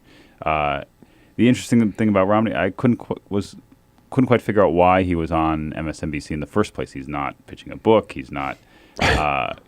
He says over and over again he's not running for president again. There's no signs that he's running for president again.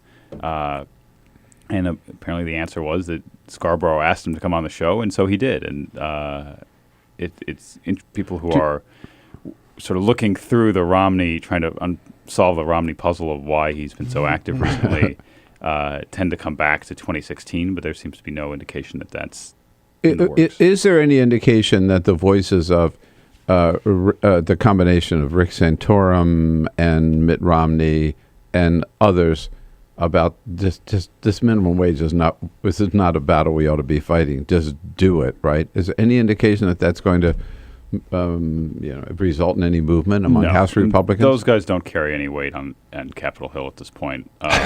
Romney only did because he was the nominee, but there wasn't, if you remember, there wasn't a whole lot of love. Not a lot of love between the Capitol, between Republicans in the Capitol and Romney. Certainly, Pawlenty is the same way. He's now a lobbyist for big corporations, and Rick Santorum hasn't been in Congress in 8 years now.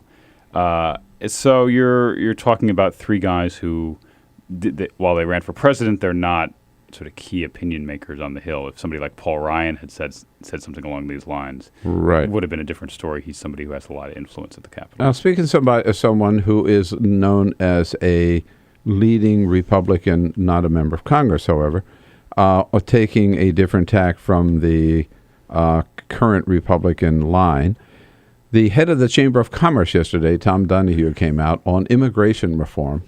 I'm paraphrasing, saying basically Republicans were crazy not to pass immigration reform. But he did say if they don't, they might as well not even field a candidate for president in 2016, which sort of echoes what Lindsey Graham said a couple of years ago, right after Mitt Romney got clobbered with the Latino vote.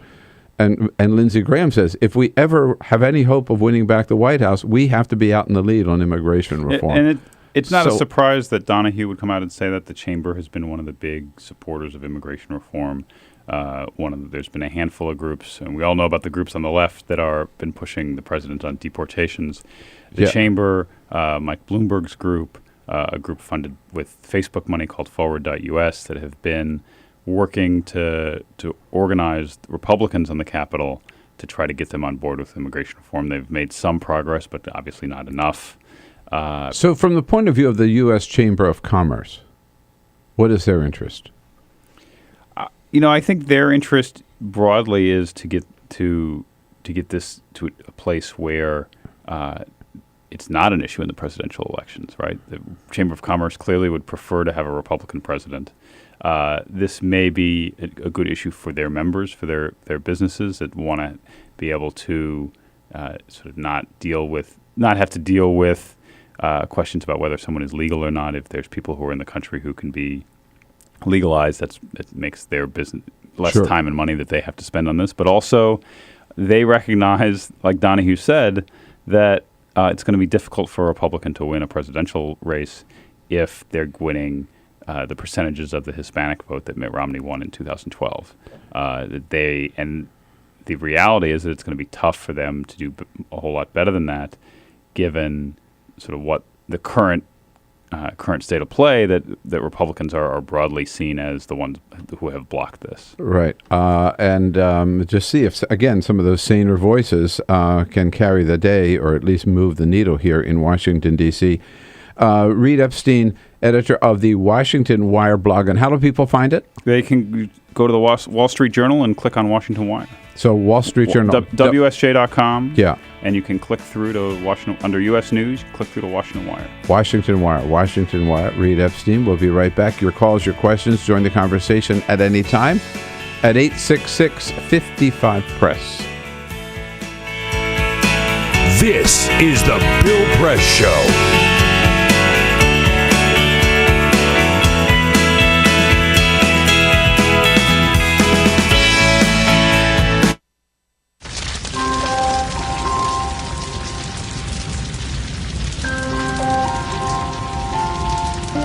A single ember that escapes from a wildfire can travel more than a mile.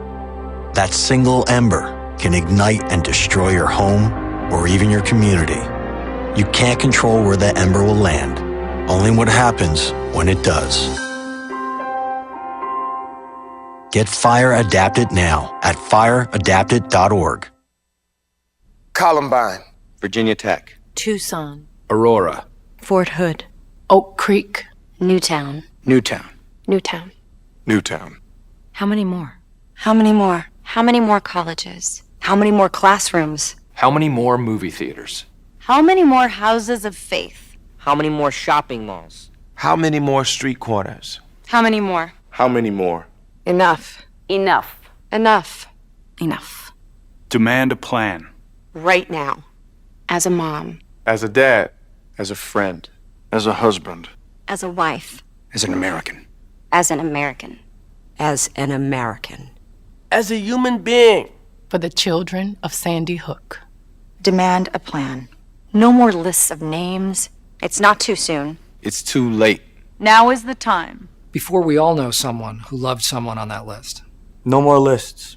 No more. Who they might have been. No more. If we had just done something yesterday. It's time. We can do better than this. We can do better than this. It's time. It's time. It's time for our leaders to act. Demand a plan. Right now. Right now. You! Demand it! Enough. Enough. Enough. Enough.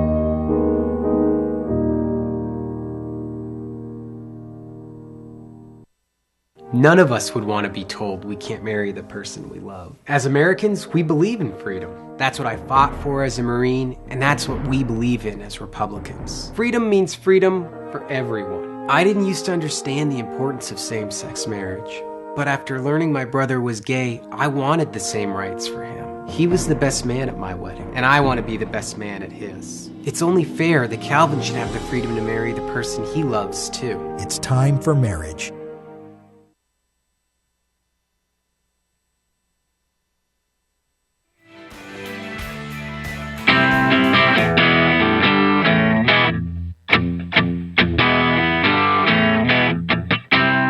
Seen on Free Speech TV and online on TawkrTV. This is the Bill Press Show. 13 minutes before the top of the hour. It's Tuesday morning, May 13. Reid Epstein is here from the Wall Street Journal, editor of the Washington Wire, WSJ.com, and then click on Washington Wire. Reid, you and I spent a lot of time in the briefing room together on your former job. In a past life. Right. And I don't know whether you've ever seen a meeting like the president had yesterday with the head of state, with the president of Uruguay coming in. I just mentioned it's kind of funny. The president, usually they're all polite and they agree on everything and they're so happy to see each other. The president of Uruguay just lectured President Obama. I can't imagine what the postscript to that was, whether, Obama walks up to him and says, like, "Get out of my house." Right.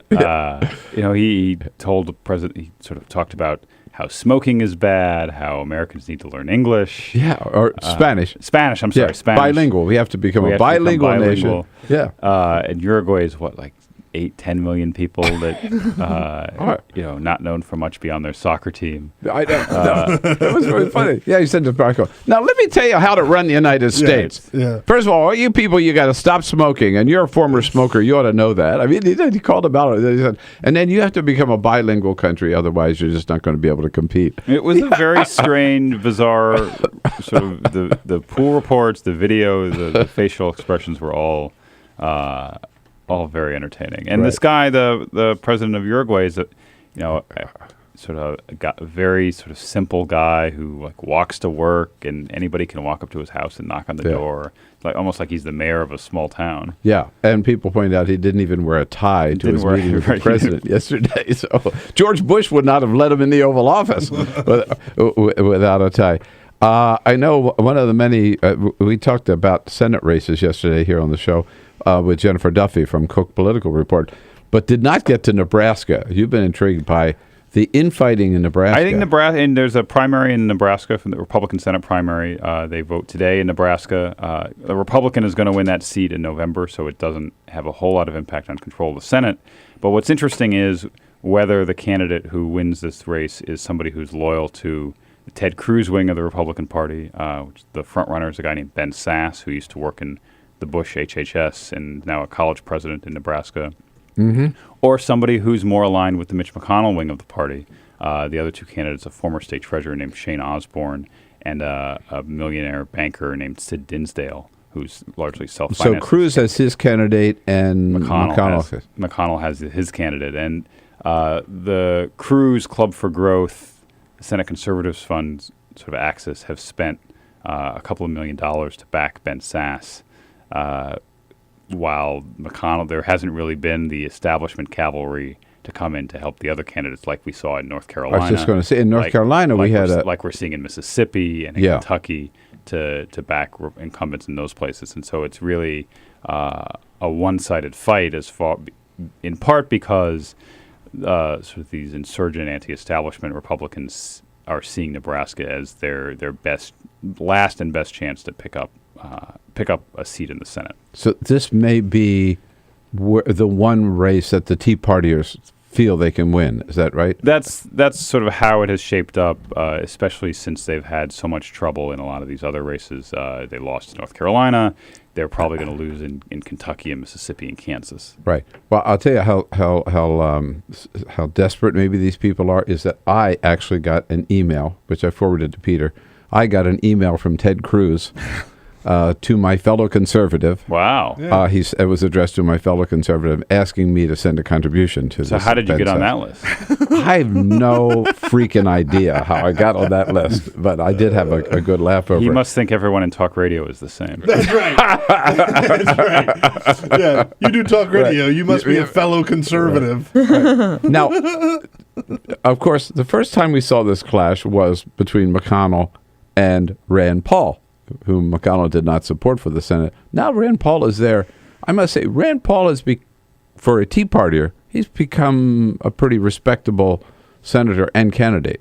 Yeah, and Rand Paul has worked to sort of build coalitions in a way that others haven't. That somebody like that a Ted Cruz hasn't necessarily. Rand Paul, he spoke out this weekend, not for the first time, about the Voting Rights Act, right? About voting restrictions. He had said that sort of thing before, but it made news when the New York Times put it on the front page over the weekend. Mm-hmm. He spoke at Howard University. He's speaking at Berkeley. Spoke at Berkeley, right? Spoke at Berkeley, and so he's somebody who has made an effort to broaden both his appeal and the appeal of the party. He certainly has a core group of supporters, but he doesn't spend in a way that Cruz doesn't spend his entire time sort of speaking to the same groups of people. Yeah, no, and I think he's got to be taken seriously as a potential candidate for 2016. Hey, Reid, great to see you again. Good to see you. Thank you so much for coming in. Covered a lot of territory this morning. Appreciate it. And we'll see you again soon. Thanks. I'll be back with today's parting shot. This is the Bill Press Show.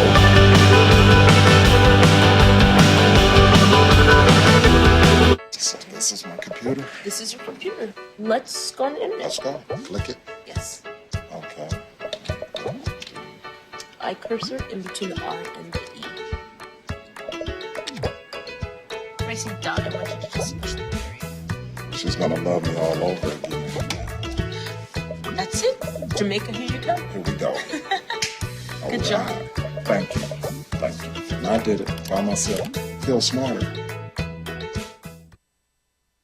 So, I'm kind of new here, but I've noticed a trend.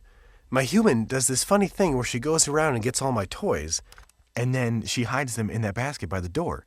But it's always the same basket, and it's always in the same place. And then she acts so surprised when I find them, but, she's putting them in the same basket. Again. It's like, hello? That's where you put it last time. You were the worst at hide and go seek.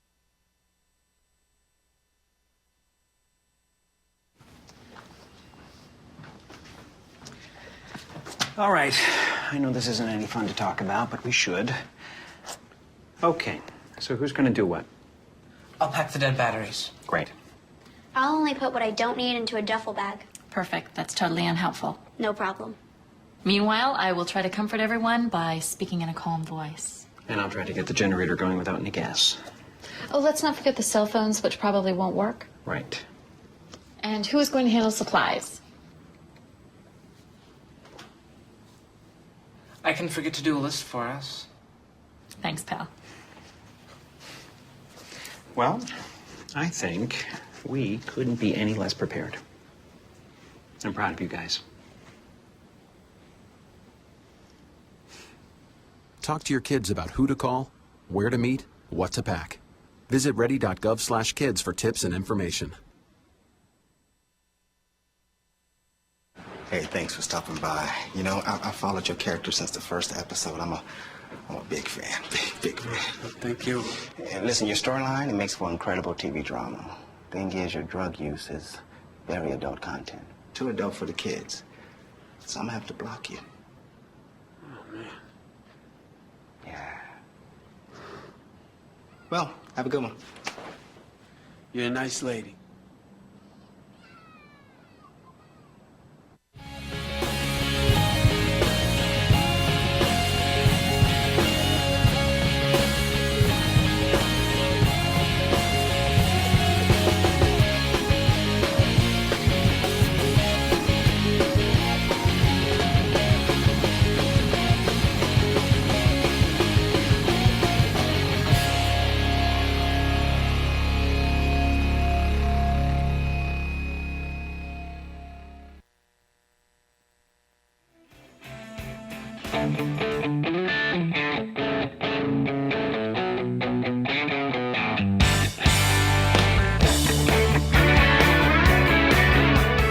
The Parting Shot with Bill Press.